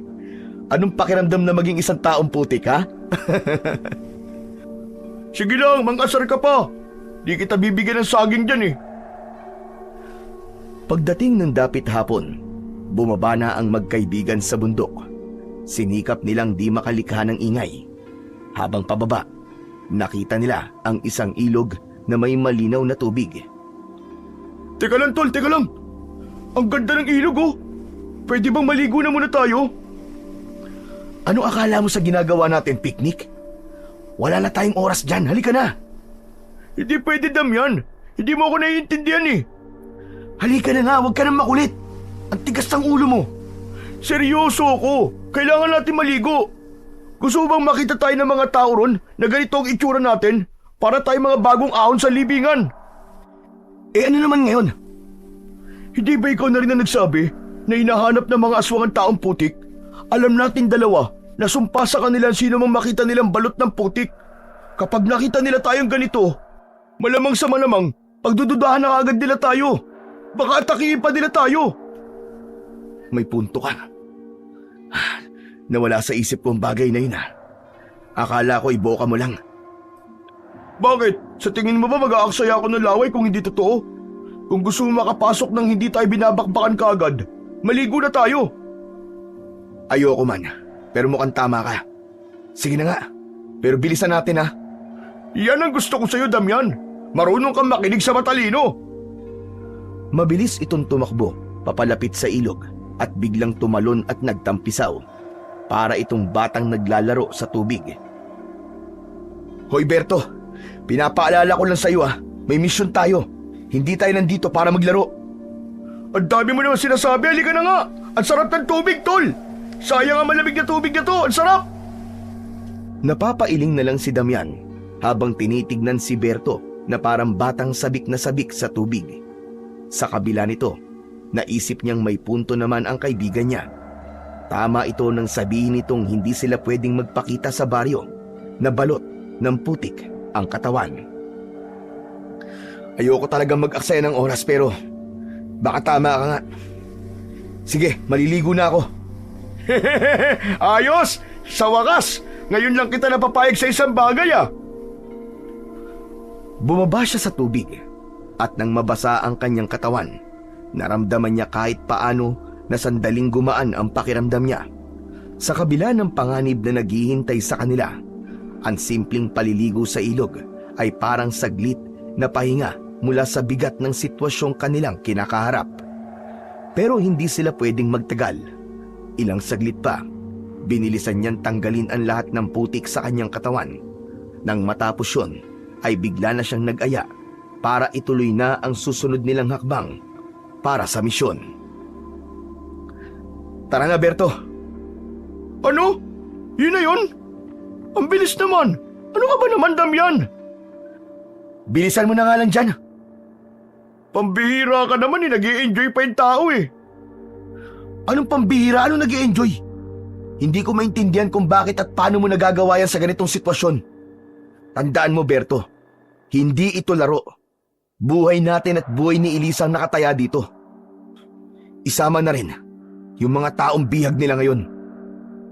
Alam ko naman yun Pinapagaan ko lang naman ang loob mo O siya, pasensya na. Eto na, aaho na po ako, Master. Ay, salamat at presko na naman ang pakiramdam ko. Berto, nag-aalala ko. Bakit na naman? Para saan?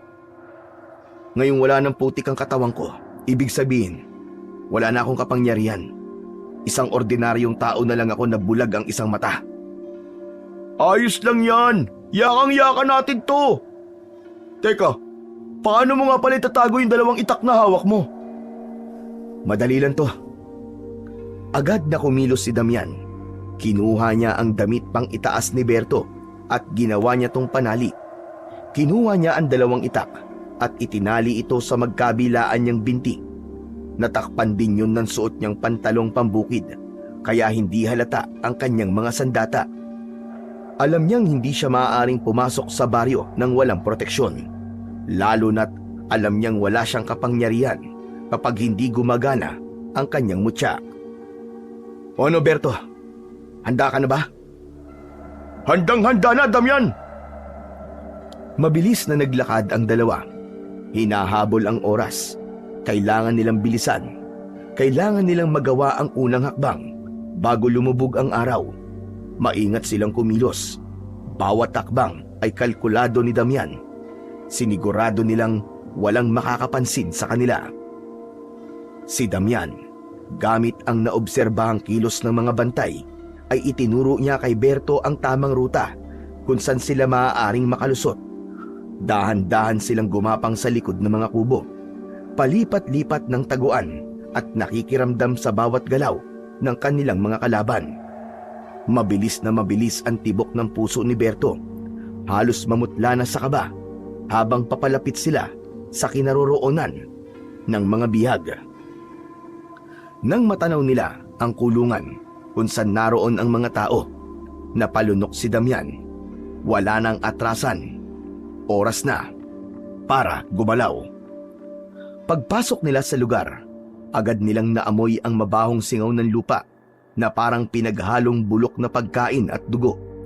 Ang buong paligid ay parang isang koral ng hayop, madumi at maputik. May nakita silang 2 bantay sa labas nun. Anong gagawin natin? May mga kalaban. Huwag kang maingay. Tag-isa tayo. Tumango si Berto. Huminga ng malalim si Damian at dahan-dahang hinugot ang isa sa kanyang mga itak mula sa pagkakatali sa binti. Tumingin siya sa kasamang naghihintay ng kanyang hudyat. Biglang lumundag si Damian sa ere at walang babala niyang hinataw pababa ang kanyang itak sa unang bantay. Napamulagat ito pero huli na. Tumama ang talim ng itak sa kanyang leeg. Walang nagawa ang kalaban kundi ang humawak sa kanyang lalamunan, duguan at naghahabol lang ng hininga.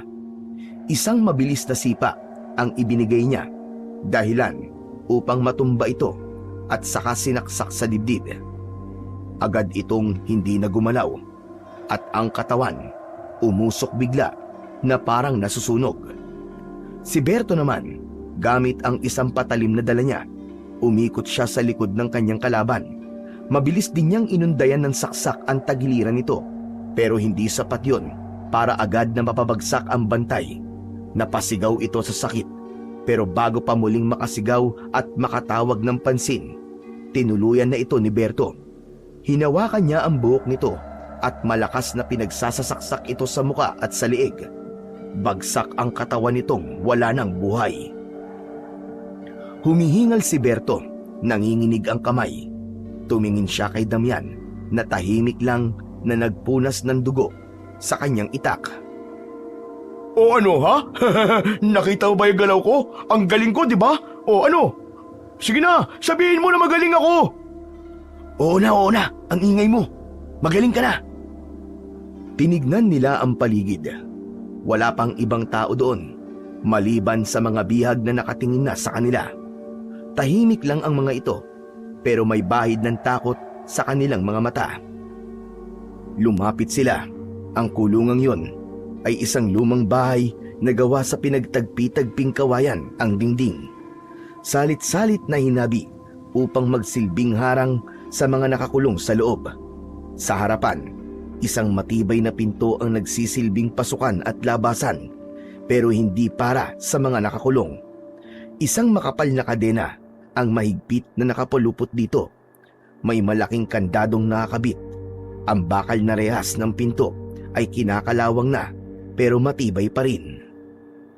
Pambihira! Paano natin ito bubuksan, Damian? Ang laki ng kandadong to! Alam ko, pero mabubuksan natin yan. Gagawa natin ang paraan. Sino kayo? Tulungan niyo kami! Maawa na kayo! Huwag ho kayo mag-alala.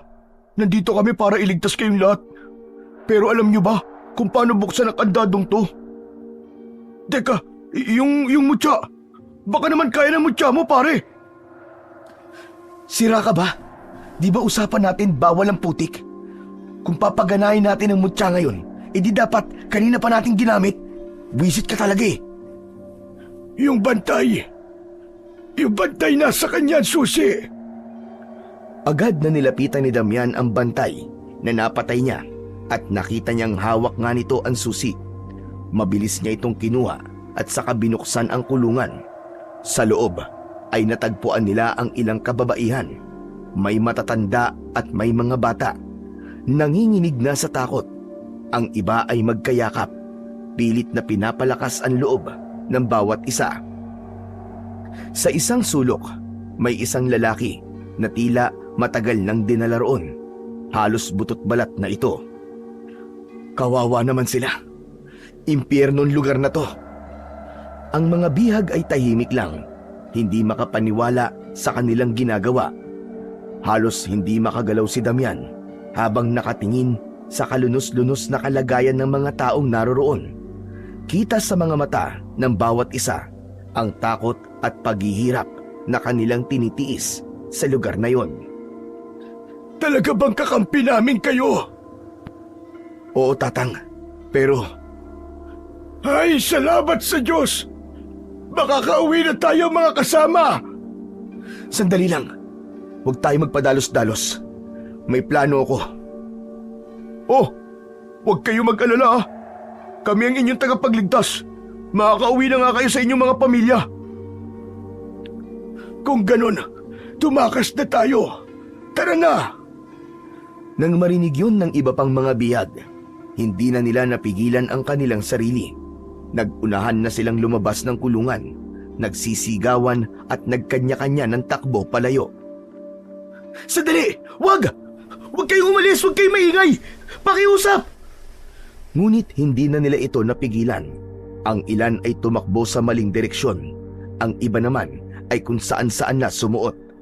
Ang sigawan at ingay ay sapat na para magdulot ng gulo. Wala na! Sira na ang plano, Berto!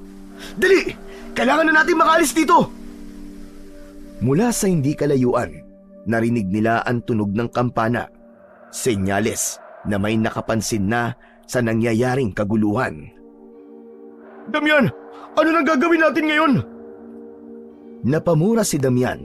Alam niyang wala ng oras para habulin ang mga nagtakbuhang bihag. Kailangan nilang kumilos bago pa makalapit ang mga bantay. Paalis na sana ang dalawa nang biglang napansin ni Damian na may kumikilos sa isang sulok. Nakita niyang naiwan ang payat na matanda. Parang wala ng lakas para tumayo.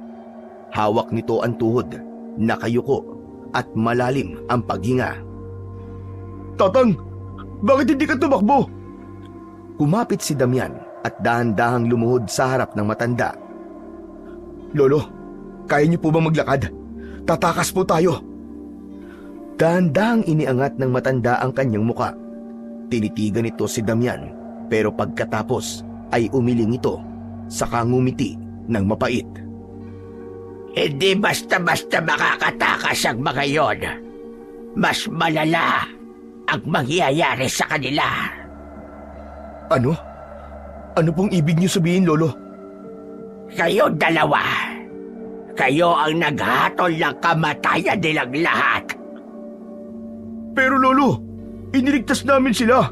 Masama ba yun? Hindi nyo alam ang pinasok nyo. Ang baryong ito ay hindi isang ordinaryong lugar.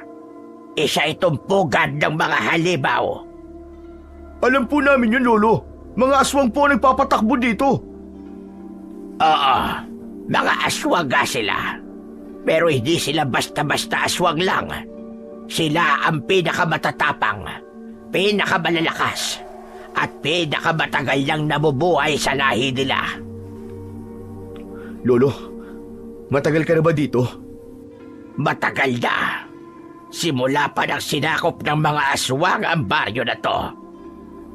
Teka, ibig sabihin, isa kang dating residente ng baryong to? Oo, tama ka. Dati akong residente dito. Pero alam nyo bang, dati, hindi naman ganito ang lugar na ito. Alam po namin yun, Lolo. Kung hindi niyo po naitatanong tong kasama ko si Damian, dati pong... Ano pong ginagawa ng mga tao nun? Hindi po ba kayo lumaban? Lumaban kami. Nagtipon na mga matatapang naming kalalakihan. May mga dala kaming itak, sibat, kahit na anong sandata. Pero hindi namin alam kung anong kinakalaban namin. Tapos, bigla na lang natagpuan namin ang maraming bangkay. At yung mga bangkay na yon ay ang aming mga kasamahan. Ano pong nangyari, Lolo? Ano pa nga ba? Di heto, nasakop ng mga aswang ang baryo. Lahat naglumalaban, pinapatay nila. At yung iba, hinawaan. Teka, sabi nyo alam na ninyong aswang ang mga taga rito. Papaano yung nalaban yon? Sa mga kwento po ng mga matatanda. Ginawang lugar po ng katatakutan ng baryo na to. Akala nga po namin hindi totoo pero totoo pala. Saka ang daming bihag. Ano bang ginagawa sa mga tao? Simula nang masakop nila ang baryo, naging sakahan ito ng laman para sa kanila. Parang mga hayop lang kaming ikinukulong habang naghihintay ng oras. Oras? Oras para saan po, Lolo? Saglit na tumahimik ang matanda. Tila nag-iisip kung dapat ba niyang sabihin ang nalalaman niya. Sa huli, napabuntong hininga siya at dahan-dahang nagsalita. Ang mga babae, pinipili ang pinakamaganda, pinakamalakas. Ginagawa silang asawa ng pinuno nila. At kapag wala ng pakinabang, kinakain sila ng buhay. Mga walang hiya sila. Mga demonyo. Teka lang, Damian. Mabuti pa umalis na tayo dito. Baka maabutan tayo ng mga bantay. Teka lang, pakinggan muna natin si Lolo. Yung iba, lalo na yung mga bata, pinapataba nila para gawing handa. Tapos yung mga lalaki, ginagawang mga sundalo, ginagawang mga aswang, sa ayaw at sa gusto namin. Anong mangyayari po sa mga nakatakas na bihag? Hindi sila makakatakas. Walang ganon. Wala ni isang nakaligtas sa baryo na to. Mula noon hanggang ngayon. Mamamatay silang lahat. Hayop sila. Wala silang awa. Sa isang mabilis na galaw, walang sabi-sabing pinugutan ni Damian ng ulo ang matanda. Tumilapon ang ulo nito sa gilid ng kulungan. Bumagsak sa putikan habang ang katawan nito ay bumagsak sa lupa. Sira ulo ka, Damian! Anong ginawa mo? Napaatras si Berto, hindi makapaniwala sa ginawa ng kasama. Nanginginig sa galit, agad niyang sinunggaban si Damian at hinawakan sa magkabilaan nitong balikat. Hayop ka! Matanda na nga yung tao, pinatay mo pa! Hindi ka na naawa! Ano bang problema mo? Makinig ka muna, Berto! Hindi siya tao! Hindi siya tao! Ano? Tignan mo ang katawan niya! Napatingin si Berto sa bangkay ng matanda. Doon niya napansin ang unti-unting pag-usok ng laman nito tulad ng mga napatay nilang aswang. Bumubulwak ang itim na likido mula sa putol na leeg at unti-unti itong nangulubot na parang natutuyo. Walang Diyo! Hayop na matandang yan! Napeke tayo ron ah! Isa siyang bantay. Hindi siya preso. Sinadya niyang magpanggap. Malamang, inuutusan siyang magmanman ng kulungan. Alamin kung sinong posibleng lumaban sa kanila. Bakit ganun? Apektado ako sa kanya.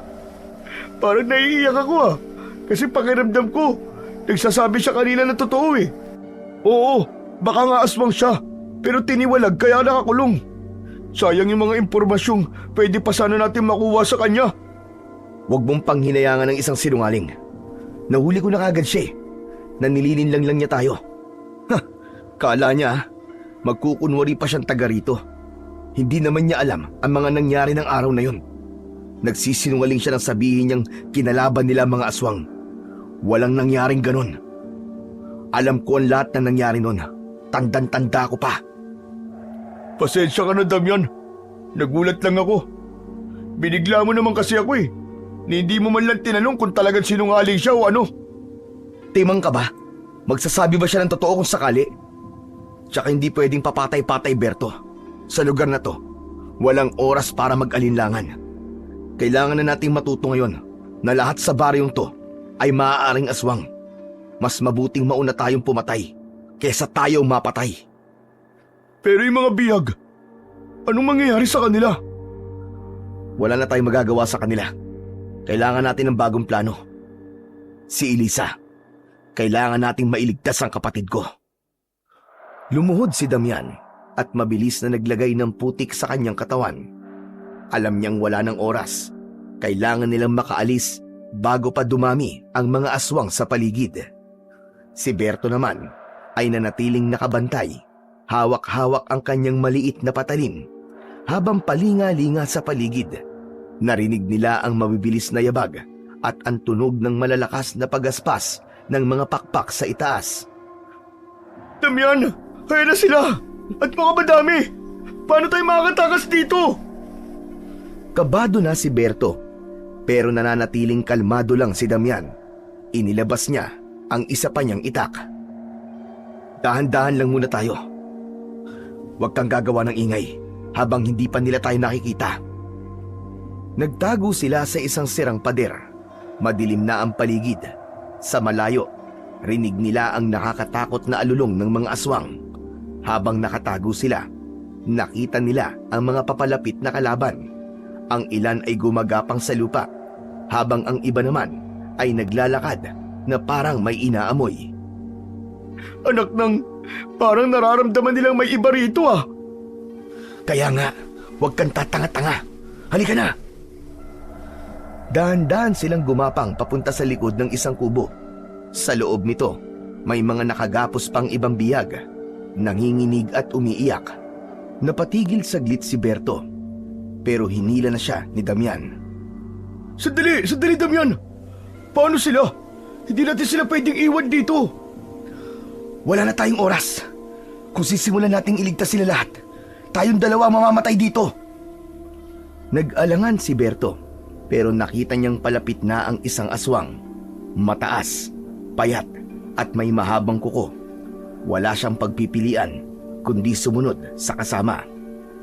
Bigla silang napahinto nang may bumagsak mula sa bubong. Isang aswang na mabilis silang sinunggaban. Sa isang iglap, sinipa ni Damian ang halimaw, pero hindi man lang ito natumba. Mabilis silang tumayo. Muling naghanda ang aswang sa pagsugod. Inihanda ni Damian ang kanyang sarili. Pero sa halip na siya ang targetin, bumaling ito kay Berto. Anak ng, bakit ako? Wag! Sa huling segundo, bago siya masunggaban, naitulak ni Berto ang isang kahoy na upuan sa mukha ng aswang. Sumabog ang ilang ngipin nito at sinamantala ni Damian ang pagkakataon na yon. Isang mabilis na taga sa batok at tuluyang nalaglag ang ulo nito sa lupa. Umusok ang katawan ng aswang bago ito tuluyang tumihaya. Anak ng, muntik na ako dun ah. Ikaw kasi, huwag ka kasi patanga-tanga. Bilis na, bago pa sila dumami rito. Teka, meron pang isang aswang. Nasa na? Paglingon nila, nakita nila ang hinahanap na aswang. Ngunit hindi ito tulad ng nauna. Hindi ito agresibo. Sa halip, dahan-dahan itong naglalakad. Parang hirap na hirap sa paglalakad. Ang katawan nito ay payat na payat. Halos butot balat na. At ang ulo ay medyo nakatagilid na parang nabali ang leeg. Para rin itong lasing na hindi matukoy kung saan pupunta.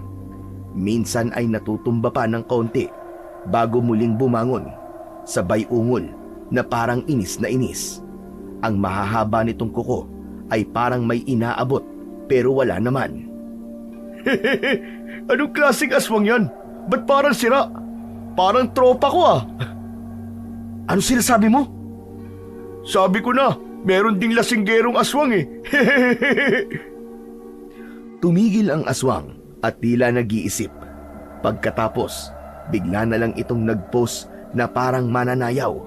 Iniikot ang leeg sa iisang direksyon bago dahan-dahang muling lumapit. Nanginginig pa ang mga kamay. Ang bihira tong aswang na to.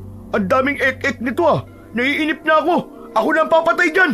Yakang-yaka ko na to. Sandali! Huwag kang papakampante. Minsan, yung mga aswang na akala mo mahina at nakakatawa, sila pa yung pinakadelikado. At hindi nga nagkamali si Damian. Biglang lumundag ang aswang at biglang sinunggaban si Berto. Hindi na nakapaghanda ang binata. Mabilis at maliksi ang naging pagsalakay sa kanya nito. Agad na bumaon ang matatalas nitong kuko sa kanyang braso.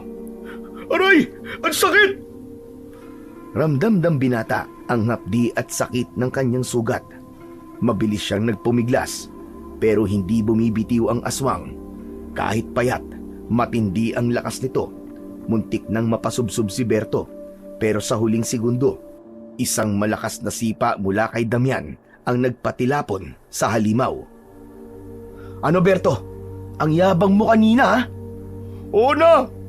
Aray! Ang sakit talaga ng braso ko. Parang sinusunog ang balat ko, tol. Muling bumangon ang aswang. Nakangisi ito. Tila masaya sa nakikita niyang paghihirap ni Berto. Ang dugo ang kuko nito ay idinikit niya sa kanyang bibig, saka dinilaan ang sariling daliri na may dugo ni Berto. Biglang sumugod ang aswang, mas mabilis kesa sa inaasahan nila. Muntik nang matamaan ulit si Berto ng mahahaba nitong kuko, pero napaatras siya sa huling segundo. "Berto! Luhod!"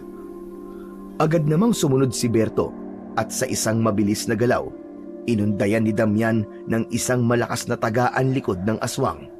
Napasigaw ito ng dahil sa labis na sakit, pero imbis na matumba, lalo pang nagalit at biglang tumalon papunta kay Damian. Napatihaya si Damian sa lupa. Halos masunggaban na siya ng halimaw. At sa isang iglap, napansin ni Berto ang lumang sibat na nakasandal sa dingding. Agad niya tong kinuha at buong lakas na isinaksak sa tagiliran ng aswang. "Hayop kang pesting aswang ka! Tikman mo ang sibat ng mga api! Ah!" Napangiwi ang aswang pero hindi pa rin ito napabagsak. Nang muling bumaling ito kay Berto, agad na tumayo si Damian. Inihanda ang dalawang kamay na may hawak na itak at mabilis na sumugod. Buong puwersa niyang iwinasiwas ito sa leeg ng aswang. Sa wakas, tuluyan itong napugutan at bumagsak ang katawan sa lupa habang unti-unting umuusok. Hindi pa nakontento si Damian. Ginamit niya ang isa pa niyang itak at pinagsasasaksak ang dibdib nito. Hingal na hingal silang dalawa habang nakatingin sa bangkay ng aswang. "Grabe! Ang tibay pala niyan!" "Ano? Napatunayan mong hindi ka marunong kumilatis ng aswang?" "Oo na, tama ka. Salamat, tol ah. Salamat sa pagliligtas mo sa akin. Akala ko kanina katapusan ko na talaga eh." "Yang kamay mo, masakit pa ba?" "Oo, tol. Sobrang sakit." "Kailangan natin malapatan kaagad ng gamot yan. Dahil baka may laso ng kuko ng aswang na yun." "Ano? Magiging aswang na ba ako?" "Dalawa lang ang maaaring puntahan ng tao kapag may laso ng aswang. Pwede kang mahawa o di naman kaya ay kamatayan." "Anak ng... Ayoko pa mamatay, tol. Tulungan mo ako. Hindi pa ako nagkakajowa eh." "Ginusto mo yan, di ba?" "Sira ulo." "Halika na, sumunod ka na sa akin. May alam akong pwede natin makuhanan ng gamot." Tumindig si Damian at ginamit niya ang kapangyarihan ng kanyang bulag na mata. Pinagmasdan niya ang kapaligiran. Pinag-aralan kung saan sila mas ligtas na dumaan. "Tara, walang aswang sa gawing yun. Sumunod ka sa akin." "Tol, parang giniginawa ko. Nanginginig ang buong katawan ko." "Kung ganun, kailangan na natin magmadali. Kailangan maggamot ka na kagad." Isang kubo ang kanilang pinasok. Dire-diretso si Damian sa loob at lumapit sa isang kabinet. Kinuha niya doon ang isang botelya na may lumang kulay itim na likido. "Tol, ano yan?" "Ito na ang gamot. Inumin mo." Binuksan ni Damian ang botelya at iniabot. "Tol, ano to? Ang baho naman ito." "Kung gusto mo pang mabuhay, inumin mo na yan. Pero kung sawa ka na sa buhay mo, di wag na. Akin na nga yan." "Uy, ito naman di mabiro eh. Ang bango kaya oh. Saka mukhang masarap pa. Isang shot lang sa akin to, no?" Tinunggana ng binata ang laman ng botelya, pero hindi niya kayang tiisin ang pait at sama ng lasa nun. Sumuka siya ng sumuka. Purong itim na likido. "Pre, ano ba naman itong pinainom mo sa akin?" "Yung nilalabas mo, yan yung laso ng aswang. Kaya wag ka na magreklamo." Ilang sandali pa, huminto na ang pagsusuka ni Berto. Nakahinga na to ng maluwag. Nawala na rin ang pakiramdam na parang nasusunog ang kanyang sugat at panginginig ng kanyang katawan. "Damian, okay na ba ako?" "Depende sa'yo." "Ano ba? Hindi naman oras ng biruan ngayon eh. Ito naman mamamatay na nga yung tao eh." "O ano, ngayon alam mo na kung kailan dapat magbiro." Oo na. Pasensya na. Teka, paano mo pala nalaman ang tungkol sa gamot na to? Bahay ito ng dating pinakamagaling na albularyo dito. Teka, edi ibig sabihin, bahay niyo to. Nakuha mo. Napansin ni Damian na di man lang nagalaw ang mga gamit nila doon. Luma na, pero kumpleto pa rin ang mga gamit. Parang hindi naging interesado ang mga aswang sa lugar na yon. Dumiretso siya sa gilid sa dating kwarto ng kanyang mga magulang. May kinuha siyang kahon sa ilalim. Damian, ano naman yan? Natandaan ko, ang sabi ni tatay nun, ang laman ng kahon na to ay magbibigay ng proteksyon. Dahan-dahan niya tong binuksan. Sa loob ay may isang maliit din na bote na kakaibang langis. Nang buksan niya, amoy matapang ito, parang pinaghalong insenso at dahon ng bayabas. Ano ba yan, tol? Hindi ko nga alam, pero parang mahalaga to.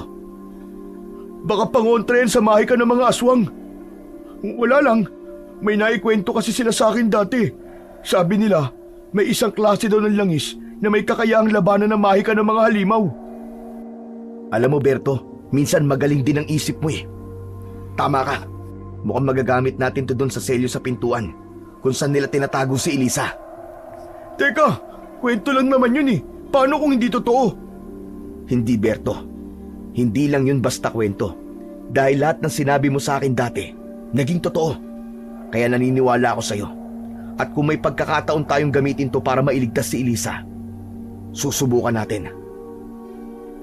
Sa labas ng kubo, nagsimula ng mag-ingay ang mga aswang. Alam na nilang nasa loob ang dalawa.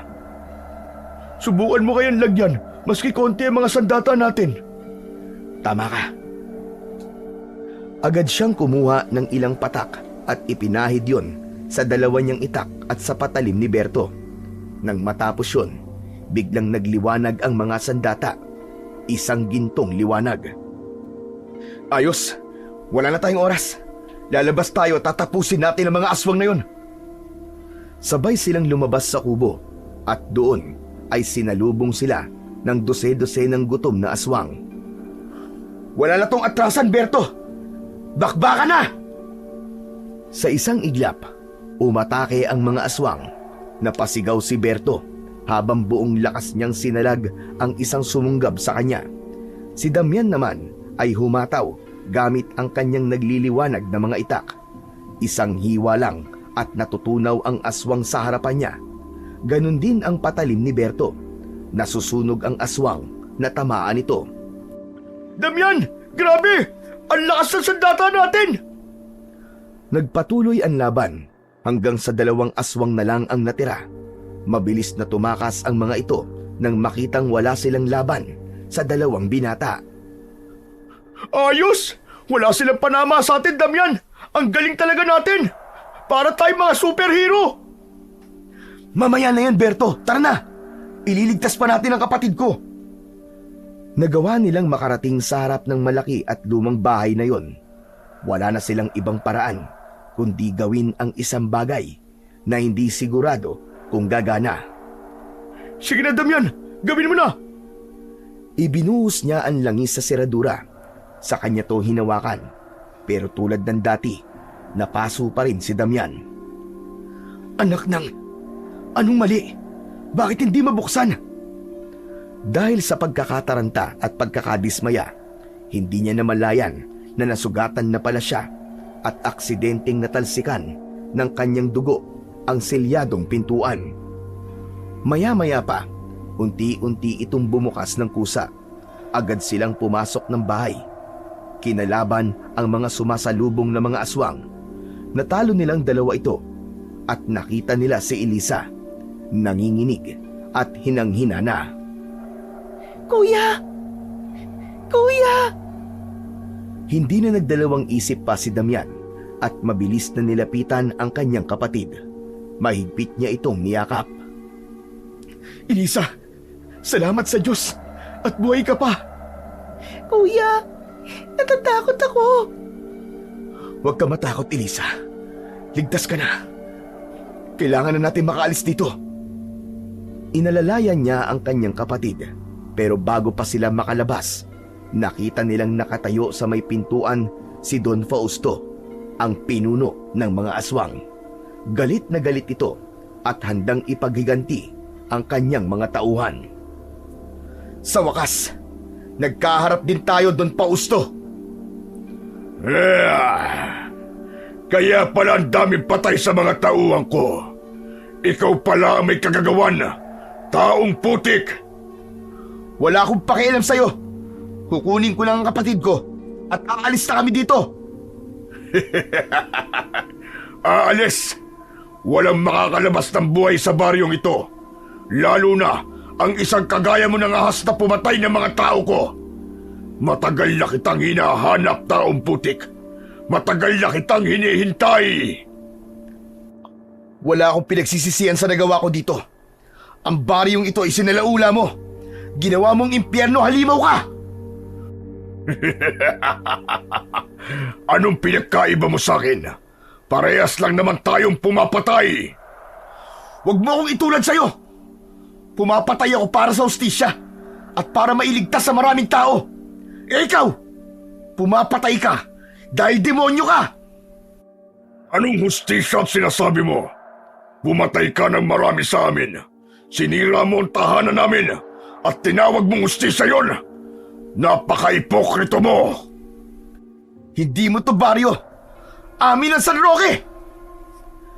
Bago pa makagalaw si Damian, biglang naglaho si Don Fausto.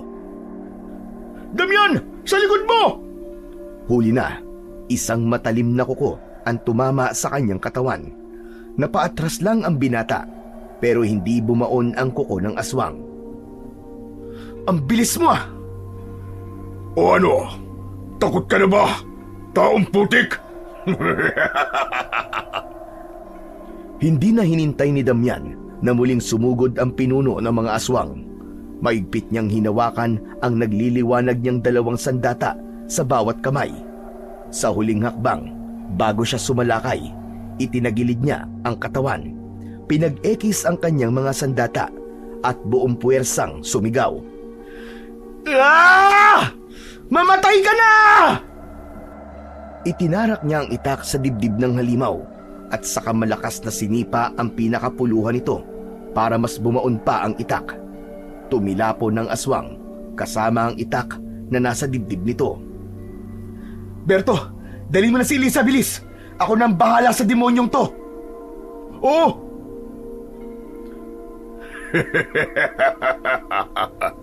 Yan lang ba ang kaya mo? Parang hindi ininda ni Don Fausto. Bagkus ay siya mismo ang humugot ng itak at binitiwan ito sa sahig.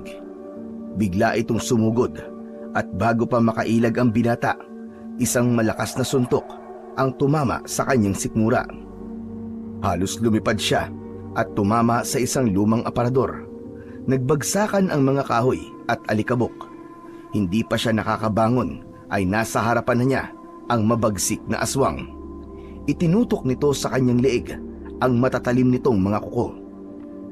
Akala mo ba natatakot ako sa mga kuko mo? Hindi ako tatablan yan kahit na anong gawin mo. Ganun ba? Kung hindi man kita masaktan, walang problema yun.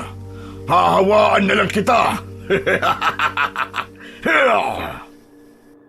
Hinawakan ni Don Fausto ang mukha ng binata at pilit na pinanganga. Lumaban si Damian. Pilit na isinara ang kanyang bibig habang nakikita niya ang malapot na laway na tumutulo mula sa bibig ng matandang aswang. Isang lumang kahoy ang bumagsak sa likod ng ulo ng aswang. Napalingon nito. Si Berto ang nasa likod ng aswang. May hawak na kahoy. Tumayo ka na dyan, Damian! Tapusin na natin ang laban na to! Habang inaalog ng aswang ang kanyang ulo, mabilis naman na tumayo si Damian. Diablong buang ka! Dito na magtatapos ang kwento mo, Fausto! Ang natitirang itak na nasa kamay ni Damian, ang huli niyang sandata. Muli niyang itinarak ito sa dibdib ng aswang. Si Berto naman ay mabilis kumilos at ginilitan ang leeg ng aswang. Hindi! Hindi maaari ito! Sa huling pagkakataon, sumigaw ng ubod lakas ang aswang. Isang sigaw ng pagkatalo. Sa loob ng ilang segundo, Natunaw ang kanyang katawan hanggang sa naging abo. Tapos na ang bangungot sa baryo ng San Roque. Samantala, habang naghihintay ng pagliwanag ng paligid, hinawakan ni Damian ang kamay ng kanyang kapatid. Tapos na ba, kuya? Oo, Elisa. Ligtas ka na. Ligtas na tayong lahat. Malaya na ang baryo natin. Malaya na ang San Roque. Damian, ang galing natin! Nagtagumpay tayo! Napangiti si Damian at napatingin sa kanyang kaibigan. Salamat, Tol. Maraming salamat. Pagbalik nila sa baryo, sinalubong sila ng mga tao. Ang ilan ay hindi makapaniwala sa mga kwento ni Berto, pero may iilang matanda ang nilapitan si Damian at pinuri ang ginawa nitong kabayanihan. Isang matandang albularyo ang lumapit sa kanya at tinapik ang kanyang likod. Nagpasalamat ito dahil sa wakas, nagtapos na rin ang lagim ng mga aswang sa baryo ng San Roque. Dahan-dahang tumingin si Damian sa paligid. Nakita niyang malawak ang pagkakangiti ni Berto sa kanya. O tol, wala nang aswang. Pwede ka na maligo. Tumawa ng malakas si Damian, pero imbis na maligo, agad niyang nilapitan si Berto at niyakap ng mahigpit. Tol, ayos na. Wala ka ng atraso sa akin. Bayad ka na. Ha? Talaga? Naku tol, maraming salamat. Pahalik na. Uy, tigil-tigilan mo ako ha. Layuan mo ako. Mas malaking pagkakasala yung gagawin mo. Bakit di na talaga kita mapatawad? Joke lang. Ito naman, hindi talaga mabiro. Ikaw talaga. Puro ka kalokohan. Huminga ng malalim si Damian.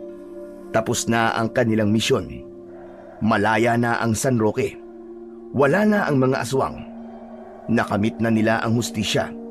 At sa unang pagkakataon, naramdaman na niya ang tunay na kapayapaan.